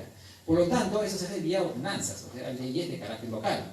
Cuando el juez regule esto, ¿en qué se está convirtiendo? En administración, ¿ok? En legislador. Y la pregunta es, ¿quién eligió al juez para decidir cuáles son los valores para toda la sociedad? No tiene legitimidad para eso. Entonces el juez dejó de ser juez, ¿y en qué se convirtió? En legislador. Siguiente caso. Había una karateca invidente que tenía pocos recursos y gana un concurso internacional, una medalla de oro, no sé, en campeonato. Y entonces alguien bien intencionado, como no tenía recursos económicos, demanda al gobierno, al Estado, para que le dé una pensión de gracia. El juez se conmueve con el caso y ordena que el Estado le dé esa pensión de gracia. Y ahora hace un meeting, ¿no?, en el cual le da esos cheques grandes simbólicos y todos aplaudían. Pero la respuesta es correcta o incorrecta. Y otra vez, ¿no?, sobre la base del proyecto a la vida, ¿qué está haciendo el juez? Está creando un egreso para el Estado. ¿Y los ingresos y egresos del Estado cómo se regulan? Vía ley de presupuesto. Y es una ley extraordinaria, ni siquiera extraordinaria. Y por lo tanto, el juez al crear un nuevo egreso no presupuestado, ¿en qué se está convirtiendo? Otra vez en legislador. Dejó de ser juez para imponer sus criterios y volverse legislador. ¿Y quién eligió él para eso? Tercer caso. Había un incremento de contagios por VIH. Y entonces el Estado tuvo mejor idea de repartir gratuitamente los medicamentos para los contagiados por VIH en los establecimientos de salud pública, lo cual originó largas colas en estos centros de establecimientos de salud pública. Y en una de esas colas había unos viejitos al final. Alguien se conmueve con esa escena y va a un juez y vía proceso urgente le pide que haga atención preferente. El juez se conmueve y le ordena la atención preferente a los viejitos. La respuesta del juez, ¿es correcta o incorrecta? Otra vez, ¿no? Pregunta, ¿por qué el juez no le dio preferencia a los niños? Finalmente tienen una expectativa de vida. ¿Por qué el juez no da preferencia a los enfermos terminales? Generalmente ellos van a sufrir más. ¿Por qué el juez no le da preferencia a los enfermos recién contagiados? Ellos lo van a asimilar mejor. Entonces, ¿qué está haciendo el juez? Imponiendo sus preferencias, ¿no?, sobre la base de la sociedad, y otra vez, se convierte en legislador y deja de ser juez. Porque el legislador sí puede decir que haya ventanillas especiales, rampas, etc. Porque para eso lo hemos elegido, bien o mal. Pero un juez no lo hemos elegido para eso. Un juez está para resolver conflictos. Entonces, el peligro de estas tutelas urgentes es que muchas veces llegan a convertir, sobre la base de esta defensa de derechos fundamentales, al juez en legislador. Y regresamos al caso de los testigos de Jehová, que se dio acá en el Perú y fue en Arequipa. ¿Y qué hizo el juez de Arequipa? Concedió la autorización. Pero ¿cuál fue su razonamiento? Dijo que vida es más importante que la religión. Pregunta, ¿esa respuesta es correcta o incorrecta? Totalmente incorrecta. ¿Qué está haciendo el juez ahí? Sobre una supuesta ponderación, está imponiendo sus criterios. Entonces está volviéndose arbitrario, porque no hay ningún, ¿no?, norma que diga que vida es más importante que religión. Es más, si nosotros ponemos a estudiar la genealogía de derechos fundamentales, no se basa en el derecho a la vida, sino se basa en la libertad de religión, la posibilidad de pensar distinto del Estado. Cuando se da la Declaración Universal de los Derechos del Hombre y del Ciudadano en Francia, hay que pensar distinto, se corta la cabeza. O sea, el derecho a la vida afuera, ¿no? Es la posibilidad de la Virginia Mayflower, que piensan distinto a la soberanía inglesa, de tener una religión distinta, la que forma la teoría de los derechos fundamentales.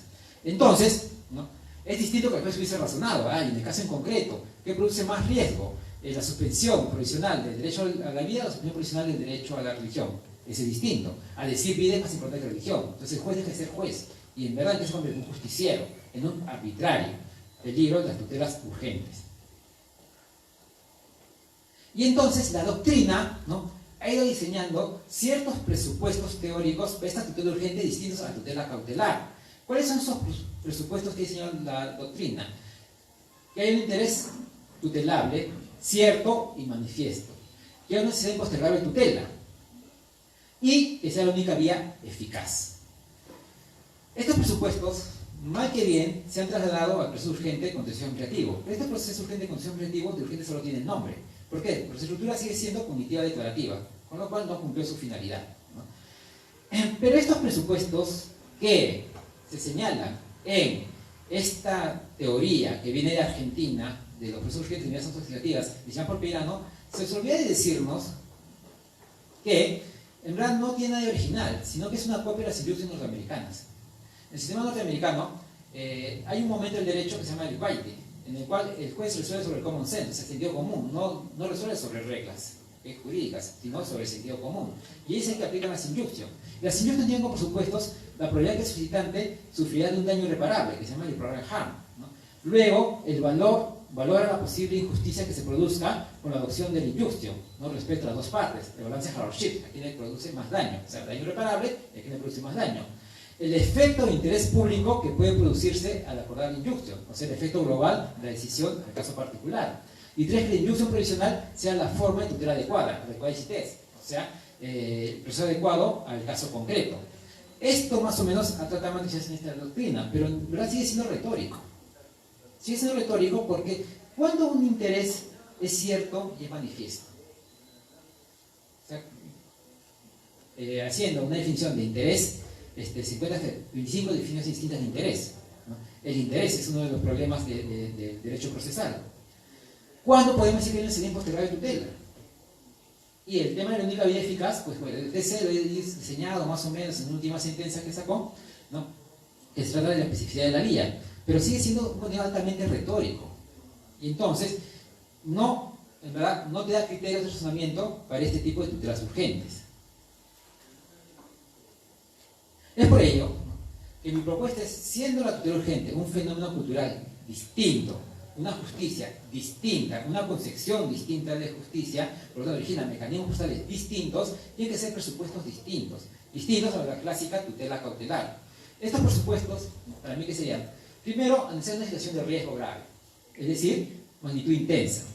Y luego, un análisis de probabilidades y de alta probabilidad necesaria consecuencia. Y permanencia del daño, que es la externalidad no compensable. ¿Qué son las externalidades? Los efectos no contratados, pueden ser positivos o negativos. Si compras una casa y después construyes un módulo al costado, tu casa va a adquirir valor. Tú no contratas ese efecto, pero vas a aumentar el valor, una externalidad positiva. Pero si compras una casa al costado haciendo un cementerio, entonces baja de valor, ¿no? Una externalidad negativa no contratada. Igual pasa con el tema del daño. Para analizar si debo o no adoptar una actitud urgente, primero tengo que ver la situación de riesgo, lo que implica un análisis de riesgos. Luego, implica una tratamiento intensa. Y luego que sea de alta probabilidad, sea necesaria consecuencia y finalmente, ¿no?, la permanencia de ese daño, o sea, que no sea compensable la externalidad.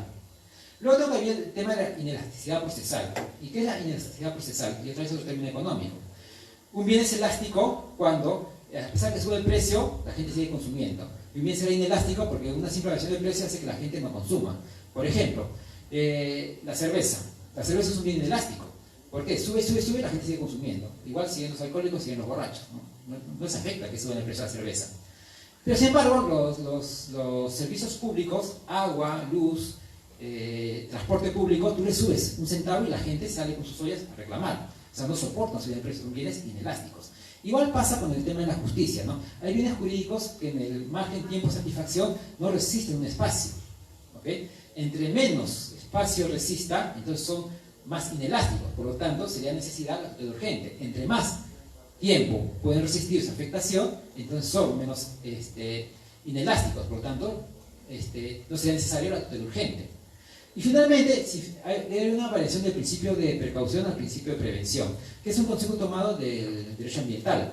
¿Qué es el principio de precaución? El principio de precaución es una aducción o conjetura mal estructurada, sobre la base de un posible daño. Entonces, como yo no tengo la certeza que se va a producir, prefiero suspender el tema. Mientras que el principio de prevención dice, tengo que partir de una base cierta. Y si la base cierta es posible que se origine un daño, entonces recién doy la medida de suspensión.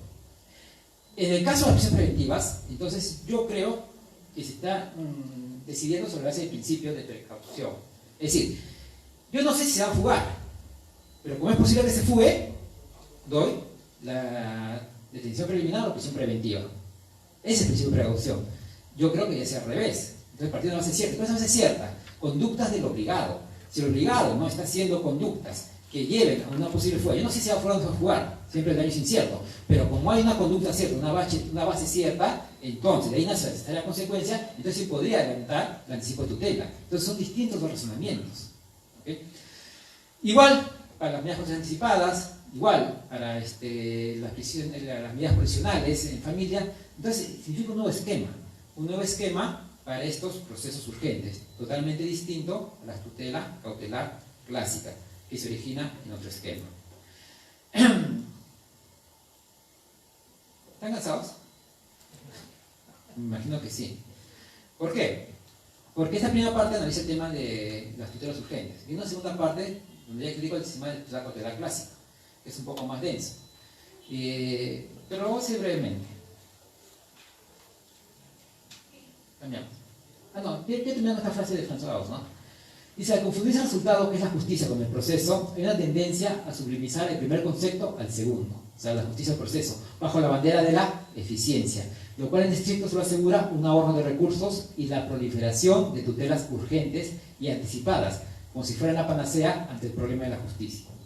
No obstante, al respecto, mencionaba François Gauss con relación a esta situación, más aún, futuro, paradójicamente sofocado por la proliferación de medidas jurídicas urgentes y provisionales, huellas apenas perceptibles de un derecho efímero incapaz de orientar el porvenir de manera perdurable.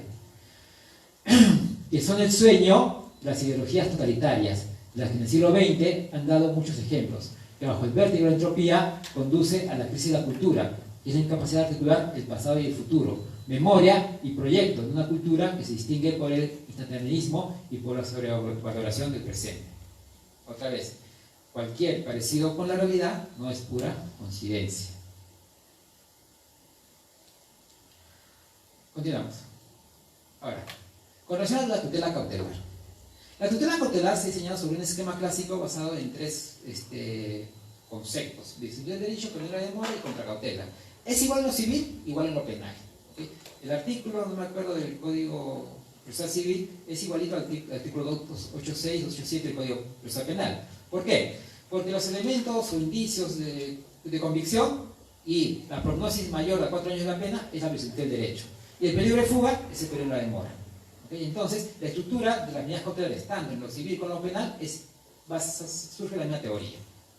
Pero, ¿no?, en un nuevo escenario de tutela cautelar, ¿cuál es el escenario que enfrenta el juez cuando hay una tutela cautelar? Lo que tiene que hacer el juez es maximizar certeza frente a un estado de incertidumbre. ¿Y cómo puede llegar a maximizar certeza? Si tenemos un estado de incertidumbre, porque él no conoce, no tiene una base cierta. Luego tiene información incompleta. Más aún en su sistema de tutelas cautelares, en lo civil, es una unidad pars, en lo cual yo recibo solo información de las partes. No tengo el cuento completo.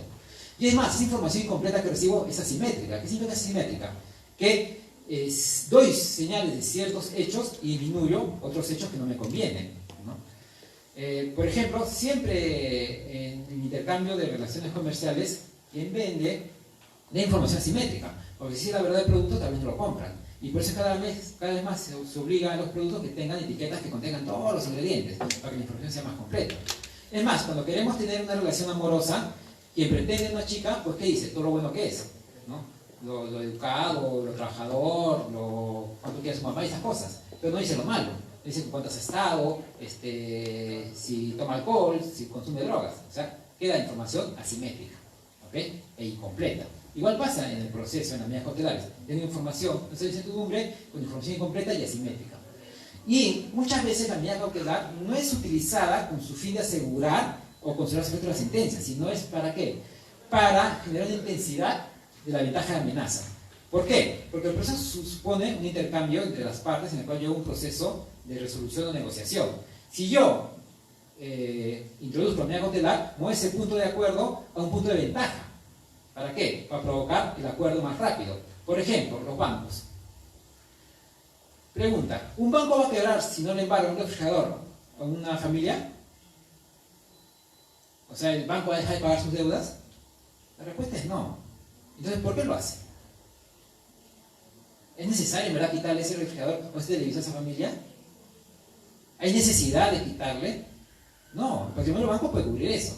¿Pero por qué lo hacen? Lo hacen para mover, ¿no?, el acuerdo sobre la ventaja de amenaza con la medida cautelar y el deudor pague la deuda más rápido. Entonces no están usando la medida cautelar para garantizar el efecto de la sentencia, porque más costoso te sale contratar un depósito, un depositario que vigile el bien y si no pagan, rematar ese bien que después lo rematan a una cantidad irrisible y no cobran la deuda. Si no se utiliza como ventaja de amenaza para mover el punto de acuerdo a una situación ventajosa para el acreedor. Cuando se manda una carta notarial, ¿no?, ¿qué hacen los abogados al final? Dicen, si no, procederé a las acciones legales para el cobro y le embargaré sus bienes. La pregunta, ¿es necesario eso? No es necesario, porque al final la carta notarial, ¿cuál es? La final de la carta notarial es que se ponga en mora al deudor y para que en ese momento se vuelva exigible la creencia. Es su único fin, no es necesidad de amenazar. Pero ¿por qué esa amenaza? Otra vez, ¿no?, la amenaza de privar el patrimonio para mover el punto de acuerdo. Luego, en las medidas cautelares y sobre todo en nuestro sistema, ¿no?, que es en la paz, se encuentra diluido el control de interacción y el control de publicidad, que son las dos garantías del proceso, publicidad e interacción. Y finalmente, se pone una situación de estado objetivo. Es decir, como yo tengo la información incompleta, simétrica, la medida cautelar se produce una situación de ventaja de amenaza y hay una privacidad condicional de la eficacia sobre la seguridad jurídica, entonces el juez muchas veces da una respuesta que coincide, ¿no?, con el demandante que tenga razón, pero muchas veces no. Entonces, ¿cómo se llama? Situación de estado objetivo, en la que mi voluntad coincide con la realidad, pero no de manera intencional, sino de manera del azar. Y ese es el escenario que enfrenta el juez, una medida cautelar. Frente a este escenario, la nueva teoría cautelar ya no te habla de medidas cautelares justas e injustas, sino lo que trata de buscar son medidas óptimas. ¿También? ¿Y qué es una medida cautelar óptima? Para entender lo que es una medida cautelar óptima brevemente, establecemos un cuadro de doble entrada. Por un lado están las cosas, un demandante que no tiene razón y un demandante que tiene razón. Y por otro lado está la concesión de la medida, si no se concede y si se concede. Si no se concede la medida al demandante que no tiene razón, no hay daños. ¿Okay? Por el contrario, si se concede la medida al demandante que no tiene razón, sí hay daños. ¿A quién? Al demandado, porque es una medida injusta. Si no se concede la medida cautelar al demandante que tiene razón, hay daños. ¿A quién? Al demandante, porque podría originar una sentencia ineficaz. Si se concede la medida cautelar al demandante que tiene razón, entonces no habría daños. ¿Cuál es la situación óptima? La última. Conceder la medida al demandante que tenga razón. Entonces, eso, ¿no?, conceder la medida, demande que tenga razón en la medida óptima, es decir, la maximización de la certeza en este escenario de incertidumbre que se da en la tutela cautelar. ¿Cómo poder responder a ese escenario? ¿Cambiamos? Para responder a ese escenario, pues surge la hipótesis de la teoría cautelar. ¿Y cuál es la hipótesis de la teoría cautelar? Si se puede adelantar los efectos de la sentencia a un momento del proceso declarativo. ¿Sí? Porque toda teoría se basa en una hipótesis, una pregunta que trata de contestar. La tutela cautelar trata de responder esta pregunta. ¿Es posible adelantar los efectos de la sentencia en algún momento del proceso declarativo sin que aún haya concluido? ¿Se puede adelantar los efectos sin que haya sentencia? Para responder a esta hipótesis, la tutela cautelar clásica ha diseñado 3 presupuestos clásicos. 1, la famosa verosimilitud del derecho o formum juris. 2, el primero de mora o periculum de mora. 3, la contracautela. Y ahora han añadido un nuevo concepto que sale del constitucionalismo, que es la adecuación o racionalidad o proporcionalidad, como quieran llamarlo. Estuve en un evento en Colombia, el cual me tocó compartir con Jordi Niafenol. Yo iba a presentar mi crítica a la teoría clásica de la cautelar, pero él se me adelantó. Pero él fue más agudo. Y él dijo, toda la teoría cautelar se basa en el libro de Piero Calamandrei, Introducción al sistema de policías cautelares. Fue escrito en el año 47. ¿No? 41. 47. ¿Okay? Sin embargo, dice, yo creo que con el respeto que tengo a Calamandrei fue su peor libro. Es más, tal vez lo escribió ebrio. ¿Por qué? Porque es un conjunto de conceptos, ¿no?, sin coherencia lógica. Y sobre la base de esos conceptos se ha regulado la teoría cautelar. Y lo peor aún, esos conceptos sin contenido lógico se han legalizado con normas y se vuelven en reglas, con lo cual se crean reglas muy abstractas y muy vacías. Y da, pues, origina situaciones de medidas desproporcionadas, exorbitantes, injustas, injustificadas, etc. ¿Por qué? Partimos con el primer supuesto, la verosimilitud del derecho. He visto muchas resoluciones judiciales en las cuales se concede la medida cautelar señalando, como dice Piero Calamandrei, la verosimilitud del derecho es la probabilidad de que la sentencia sea declarada fundada. Con lo cual confunde el término verosimilitud con probabilidad. Es decir, lo verosímil es lo probable. Pero es un error lógico, un error técnico. Verosímil no es lo probable, y lo probable no es lo verosímil. Partimos de un supuesto. Verosímil es lo parecido a la verdad. ¿Y la verdad dónde será? En el pasado. Mientras que probable, ¿qué es? Lo que puede suceder en el futuro. Entonces, para Tarufo, ¿no?, lo verosímil es exactamente subjetivo. Es la percepción que uno tiene de acuerdo a cierta conducta de normalidad. Mientras que lo demostrable es lo probable, porque sí hay contenido objetivo. Para Popper es totalmente lo contrario, ¿no? Lo verosímil es lo parecido a la verdad, ¿okay?, lo establecido verdaderamente, mientras que lo probable es subjetivo, es la conjetura, es la hipótesis aductiva. Sea de la posición de Tarufo, sea de la posición de Popper, ambos coinciden que no es igual lo verosímil a lo probable. Entonces, ¿cómo podemos decir que la verosimilitud es la probabilidad de que el hecho se haga fundado? Es es antitécnico lógicamente. Es como decir, el valor verdad es 1 y el valor falsedad es 0, con lo que el valor verosímil sería -1, con lo cual -1 es igual a 1. Es ilógico. ¿Y por qué se debe este error? Una mala traducción de Calamandrei. Calamandrei copia el término Verolike de Wass de Alemania y lo traduce como verosímil. Después se arrepintió Calamandrei y ya a pocos años de su muerte dice, no, lo que está hablando era de grado de convicción. Ok, pero cuando habla de grado de convicción sigue en el mismo error, porque la convicción es un estado subjetivo del que se juzga, no implica un grado de probabilidad de certeza. ¿Y por qué Wass sí concedía este concepto? Porque el idioma alemán, ¿no?, viene del idioma ario, y el idioma ario, ¿okay?, viene del griego, y en los griegos sí podían distinguir entre lo verosímil y lo probable. Pueden ustedes revisar, ¿no?, el mundo de Parménides y también de Popper, donde hace una gran descripción de lo distinto que es lo verosímil y lo probable. Pero los latinos no conocían esa distinción. Entonces, cuando es traducido, primero Cicerón y luego Aristóteles confunden la probabilidad con la verosimilitud, y por eso llega al idioma latino. Con lo cual, pues, generan un tema totalmente antitécnico. Y entonces, muchos procesalistas actuales dicen que la verosimilitud no define nada en la tutela cautelar. Es un concepto vacío, es un concepto que, ilógico, es un concepto, ¿no?, muy retórico. Entonces, sobre la base de la supuesta verosimilitud no podemos decretar el elemento de tutela.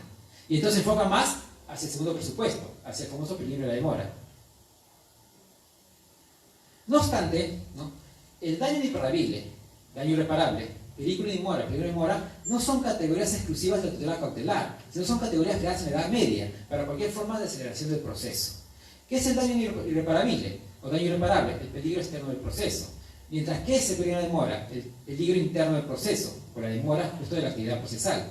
Y eso ya se va a crear en la Edad Media. ¿Por qué? Porque en la Edad Media, un mundo en el cual el proceso está diseñado para el derecho de propiedad, pues sean largos, farragosos, costosos, onerosos, ¿no? Con efectos perpetuos, exclusivos y efectos absolutos, como era la propiedad en esa concepción, había situaciones en las cuales ese tipo de proceso, donde van a ser proceso ordinario, no era eficiente.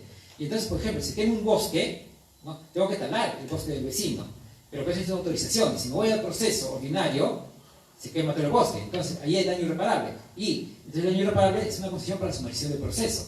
Y en el proceso de alimentos que existe en la Edad Media, justamente como los alimentos tienen como fin la subsistencia de la actividad alimentista, no soporta el proceso ordinario y se crea el proceso sumario.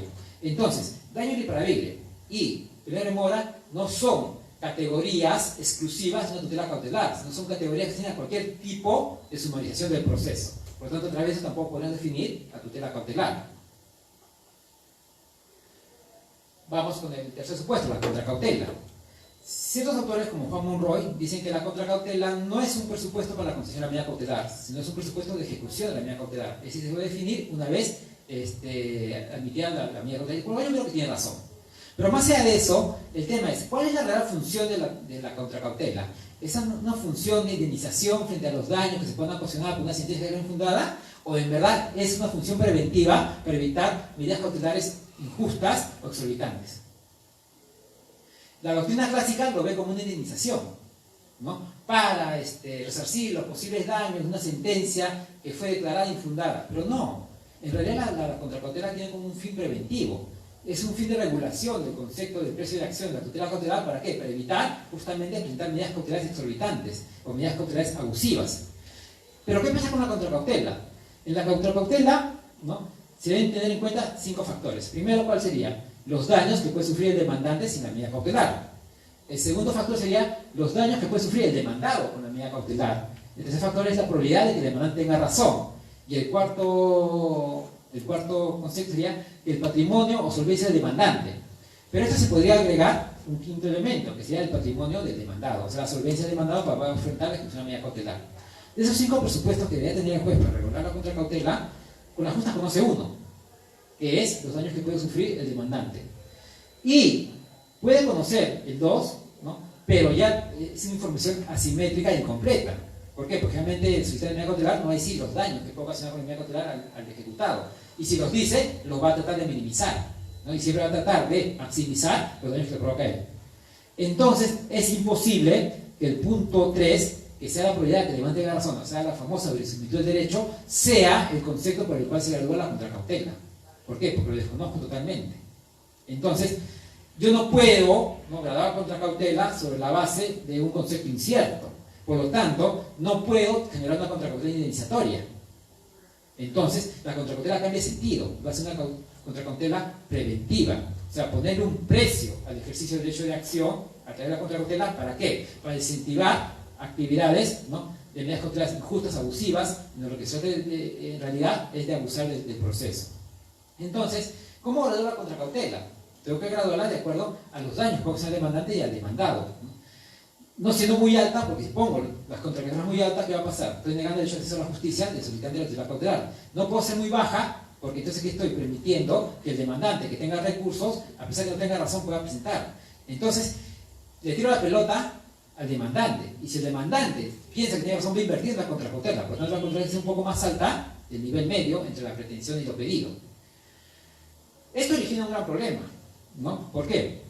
Porque otra vez, si vemos a la contracautela como función indemnizatoria, entonces, ¿cuál sería la responsabilidad de esta contracautela? ¿Es objetiva o subjetiva? Y eso implica otros problemas, porque si sería objetiva, el solo hecho de que infundada demanda provocaría la ejecución de la contracautela. Si sería subjetiva, habría que probar el dolor o la culpa de quien ha ejercitado su derecho de acción. Yo nunca he visto hasta ahorita un proceso de ejecución de contracautela, y menos aún un proceso de ejecución de una caución juratoria. ¿Por qué? Justamente por esa concepción clásica de la contracautela con función indemnizatoria. Entonces, ¿cuál es el punto que quiero llegar? Que los 3 presupuestos clásicos de la tutela cautelar no funcionan para la tutela cautelar. Entonces, toda la teoría se llama sobre conceptos vagos imprecisos del libro de Calamandrei, y lo peor de todo es que se ha trasladado a las reglas procesales, en lo civil, en lo penal, en lo administrativo, en lo laboral, como si fuese palabra santa, como si fuese dogma. Y la gente repite, repite, repite, repite, y en sus fundamentos repiten lo que dice Calamandré, y lo que dice Couture, y lo que dice Monroy, ¿ok? Pero en realidad sí dicen conceptos vacíos. Frente a esa, ¿no?, excesiva retórica de las medidas cautelares, el análisis económico del derecho propone una fórmula. Y en su fórmula es, ¿no?, P por D, si es mayor o 1 menos P por DO, entonces se considera medida cautelar. En castellano se podría traducir: si la probabilidad de daño al demandante es mayor sin la medida cautelar, que la probabilidad de daño al demandado por la medida cautelar, entonces concedo la medida cautelar. ¿Okay? Depende de la probabilidad de daño. Aquí le causa más daño la ejecución o la ejecución de la medida. Esta fórmula del análisis económico del derecho, que parece más objetiva, que se olvida de estos conceptos retóricos, verosimilitud, primera de moral, etc., parece muy simpática. Sin embargo, nuestros amigos que ven análisis económico del derecho no nos dicen la verdad completa. Y es que para aplicar esta fórmula hay que tener un ceteris paribus. ¿Qué es un ceteris paribus? Unas condiciones inamovibles de la situación de hecho para aplicar la fórmula. ¿Y cuáles son esas condiciones ceteris paribus? Primero, que la medida no debe tener costos administrativos. Y eso es falso porque toda medida cautelar tiene costos administrativos. ¿Cuáles son los costos administrativos? El solo costo de ingresar la medida, el costo de revisión de la medida, el costo de ejecución de la medida. La medida tiene costos, ¿no? Allí no se están poniendo esos costos. Luego, las consecuencias de la medida, si son ciertas. Y eso tampoco lo tenemos medido. Las consecuencias de la medida son probabilísticas, no son ciertas. Luego, solo si existe una medida cautelar posible. Y eso es falso, porque tenemos un abanico de posibilidades de medidas cautelares. Cuarto, no prevé existencia de daños terceros. Y eso también es falso, porque toda medida cautelar no causa solo daños al ejecutado, sino a todo su entorno. Otra vez, sin embargo, sus bienes a un deudor, no solo le estoy perjudicando a aquel, sino a toda la familia que disfruta de ese televisor, de ese refrigerador, o sea, daños a terceros. Luego, no prevé existencia de daños irreparables. Estamos hablando de derechos fundamentales, los cuales no son cuantificables. Y finalmente no existe aversión al riesgo, ¿no? Significa que, como son jugadores racionales, los abogados, está todo medido, entonces juega ganador. Y eso es falso, porque en toda medida cautelar en la actualidad hay cierto, digamos, juego irracional de los abogados, ¿no? Como la contracautela, digo, no maximiza, no grava las utilidades, sino solo el costo, entonces me incentiva para jugar con la medida cautelar. No importa si me queda infundada, total, la contracautela va a ser baja. Entonces, esta fórmula de análisis económico no sirve. ¿Cuál es mi propuesta?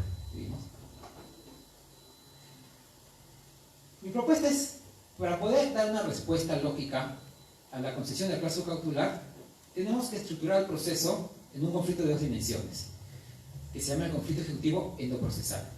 ¿Qué es el conflicto ejecutivo endoprocesal? El proceso es una recta, ¿no? Una recta que se inicia con el ejercicio de derecho de acción, que sigue hacia el procedimental y tiene como objeto la sentencia. La gente va al proceso no por voluntad propia, sino por la falta de colaboración del deudor. Ir al proceso no es una actividad agradable. Es más, los órganos jurisdiccionales no son lugares de paseo, son lugares deprimentes, ¿no? La gente para amarga, te tratan mal. Salvo que seas un migrante patológico, aquellos que viven felices yendo al proceso, es una excepción, tú vas por la falta de colaboración del deudor. Entonces, ¿qué sucede? El ir al proceso de por sí ya te origina un costo. Que no es un costo contable, porque los costos contables se pagan con la iniciación o los intereses. No es un costo económico, es como el costo de oportunidad. ¿Qué es el costo de oportunidad? Lo que me cuesta hacer una cosa y dejo de hacer otras cosas. Por ejemplo, ustedes para estar acá, por algún extraño motivo, están dejando de hacer otras cosas. Pueden estar en una peña, pueden estar con su familia, con sus amantes, con quien sea. Pero, se ríe la... Pero, ustedes cuantifican. Dice que le da mayor valor. Bueno, al amante la puede más tarde. Y acá me dan un certificado, y papá certificado. Ya pagué, me quedo a la chapa. Pero cambiemos el tema, ¿no? Imaginemos que el compañero está comprometido. Y su enamorada se va de viaje al extranjero. Y no va a regresar en 7 meses. Él va a comprar el anillo, que le ha valido $3.000. Y la enamorada se va ahorita. En media hora. Si él no le da el anillo ahora y le pide matrimonio, ¿qué va a pasar? Que cuando él se va al extranjero, ¿no?, y pase 7 meses, se va a olvidar del hombre, ¿no? Amor de lejos, le dice a los tres. Pues entonces su oportunidad es única de ir a dar el anillo, aparte del costo del anillo. ¿Él debería estar acá o debería buscar a su enamorada? Lógico, como todo sujeto racional, lo que le cuesta más, ¿no?, es perder esa oportunidad única, por lo tanto iría a una enamorada. Cuantifica, ¿qué me cuesta más? Es el costo de oportunidad. Entonces igual, cuando vas al proceso, hay un costo de oportunidad. Disfrutar del bien en el momento que tenía planificado no es igual disfrutarlo después. Por más intereses que te den, por más iniciativas que te den, ya hay un costo. Y ese costo, ¿no?, es el costo de inducción procesal. Ese costo de inducción procesal se agrava por cada unidad de tiempo que demora el proceso en darte respuesta. Entonces, a mayor tiempo, mayor daño. Entonces se llama daño o costo marginal de inducción procesal. Lo que me cuesta el ingreso al proceso. Daño que lo asume exclusivamente ¿quién? El demandante. Entonces la pregunta es, ¿cómo hago para reducir ese daño? Si el tiempo es el número del proceso, ¿qué tengo que hacer para reducir el daño marginal de inducción procesal? Pues reducir el tiempo. ¿Y cómo reduzco el tiempo? Es decir, que nacen dos tipos de soluciones. Las soluciones técnicas y las soluciones dogmáticas. ¿Cuáles son las soluciones técnicas? Dice, si el tiempo es el enemigo del proceso y el proceso es como una recta, entonces la distancia entre dos puntos, ¿qué hago yo para llegar más rápido? Pues me acerco, ¿no? Reduzco la distancia. Igual, ¿qué hacen los legisladores? Crean cada vez procesos más cortitos, más comprimidos. Procesos urgentes, procesos rápidos, etc. Pero ¿qué sucede con estos procesos, con estas respuestas técnicas que tienen un límite? Y yo no puedo concentrar tanto el proceso, porque hay un momento en que de tanto concentrarlo, estoy violando otro tipo de garantías, sobre todo el derecho a defensa y la contradicción. El proceso es como un acordeón, y si lo comprimo, llega un momento en que no puede sonar. Entonces, frente a esa respuesta técnica, que son las que generalmente dan los legisladores, hacen otro tipo de respuestas, que son las respuestas dogmáticas o teóricas, que justamente se basan en la hipótesis de teoría cautelar, en la posibilidad de adelantar los efectos de la sentencia sin que haya sentencia, a un momento, ¿no?, a un punto del proceso declarativo. Para responder a esa respuesta, pues, ¿no?, ese conflicto ejecutivo endoprocesal lo estructuro en dos dimensiones, una dimensión cuantitativa y una dimensión cualitativa. La dimensión cuantitativa es el conflicto de los intereses de las partes. Está por un lado el interés de la parte demandante. ¿Cuál es el interés de la parte demandante? La urgencia en la toma de decisión, porque todo demandante quiere la respuesta más rápida.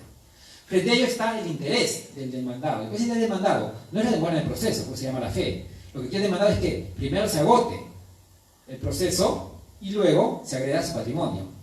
Igual pasa en el proceso penal. ¿Okay? ¿No? Hay el interés de urgencia de la acción penal del fiscal y el interés de condición plena del denunciado porque se acabe el proceso para que se señale su culpabilidad. Igual es en el proceso civil. Intereses contrapuestos. ¿Qué va a realizar? El interés que sea más intenso. ¿Qué es la intensidad? Del grado de prueba. Paralelamente viene un conflicto de valores. Y estamos hablando a nivel legislativo o jurisprudencial. ¿Qué valor adopta la jurisprudencia o la legislación? ¿Es el valor de tempestividad o el valor de estabilidad? Y entonces, por ejemplo, en el proceso penal deberían privilegiarse el valor estabilidad. Por eso está la presunción de inocencia, como regla epistemológica para el proceso. Mientras que en el proceso de carácter social, digamos, previsional, laboral, familia, prima la tempestividad, o sea, la mayor rapidez en la toma de decisiones, el interés superior del niño, es un ejemplo de ello. Entonces, ahí depende, ¿no?, del valor que adopte la legislación, la jurisprudencia. ¿Qué más sucede?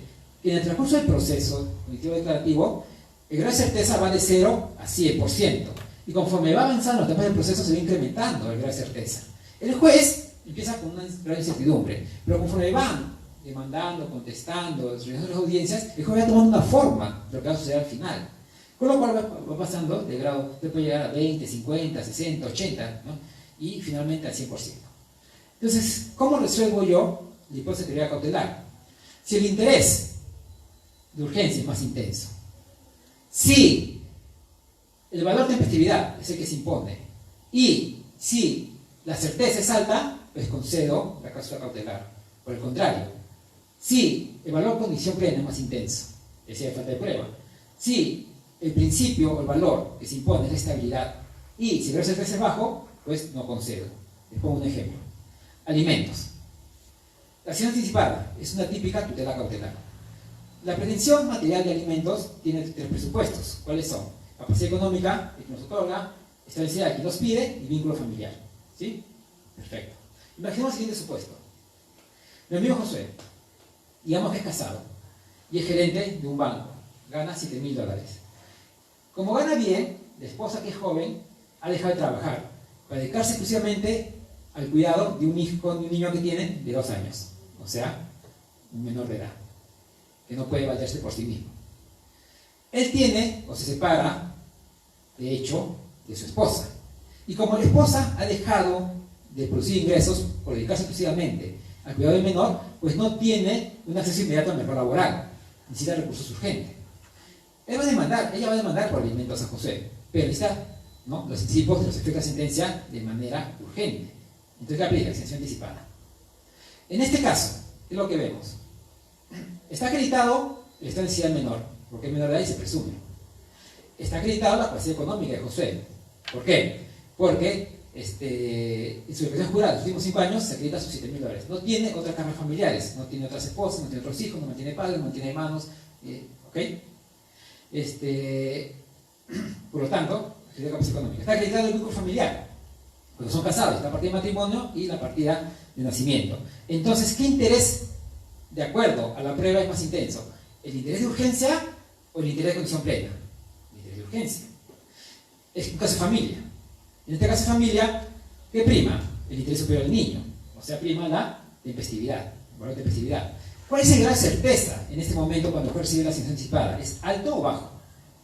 Es bastante alto. Es más, es casi al 100% probable que la sentencia declare fundada en alimentos. Entonces, ¿concedo o no concedo la medida cautelar? Sí, concedo. Pregunta, ¿he hablado del derecho? ¿Habló del peligro de demora? ¿Habló contra cautela? No. Entonces, el presumido de derecho contra cautela, peligro de demora, no son presupuestos para la concesión de la cláusula cautelar, porque se implica un razonamiento distinto. Son presupuestos de legitimidad para quien puede presentar una medida cautelar. Es decir, que presenta una medida cautelar, ¿no?, como es una hipótesis aductiva de lo que puede suceder, tiene una carga justificativa más alta, que justamente se ve a través de sus presupuestos, pero no son los criterios por los cuales el juez va a decretar la medida cautelar.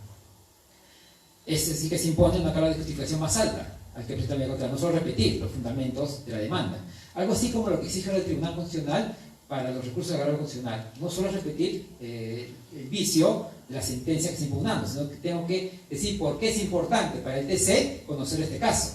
Igual, a través del presupuesto del derecho y el primer moral tengo que decir por qué no se necesita de esa tutela urgente en el caso, pero eso será la carga justificativa, pues después el juez tiene que estructurar este conflicto que tribunal procesal y de ese razonamiento responder. Cambiamos de supuesto en lo penal, prisiones preventivas. A la señorita, ¿no?, digamos que está aburrida. Y como está aburrida, está que bosteza. Como está que bosteza significa que le falta oxígeno en el cerebro. Entonces, al faltar oxígeno en el cerebro, su conciencia está nubilada. No razona de manera tan rápida. Cuando su conciencia está nubilada, ella justo tiene en su cartera un revólver que su novio le ha dado para que lo utilice en caso de emergencia. Entonces, en su estado de nubilación, producto del aburrimiento y del bostezo, ella comienza a manipular su revólver dentro de la cartera. Con tanta mala suerte que aprieta el gatillo. Al apretar el gatillo, ¿no?, percute el martillo con el tambor. Al percutar el martillo con el tambor, se dispara un proyectil que cruza el cañón en su trayectoria y se incrusta en la sien del compañero. Al incrustarse en la sien del compañero, perfora una arteria. El proceso de arteria hace que no llegue otra vez oxígeno al cerebro, con lo cual se produce parálisis cerebral, muerte cerebral. La pregunta es, ¿la compañera mató a Clinton o no lo mató? ¿Lo mató o no lo mató? ¿Lo mataron o no lo mataron? ¿Ah? ¿El qué hecho?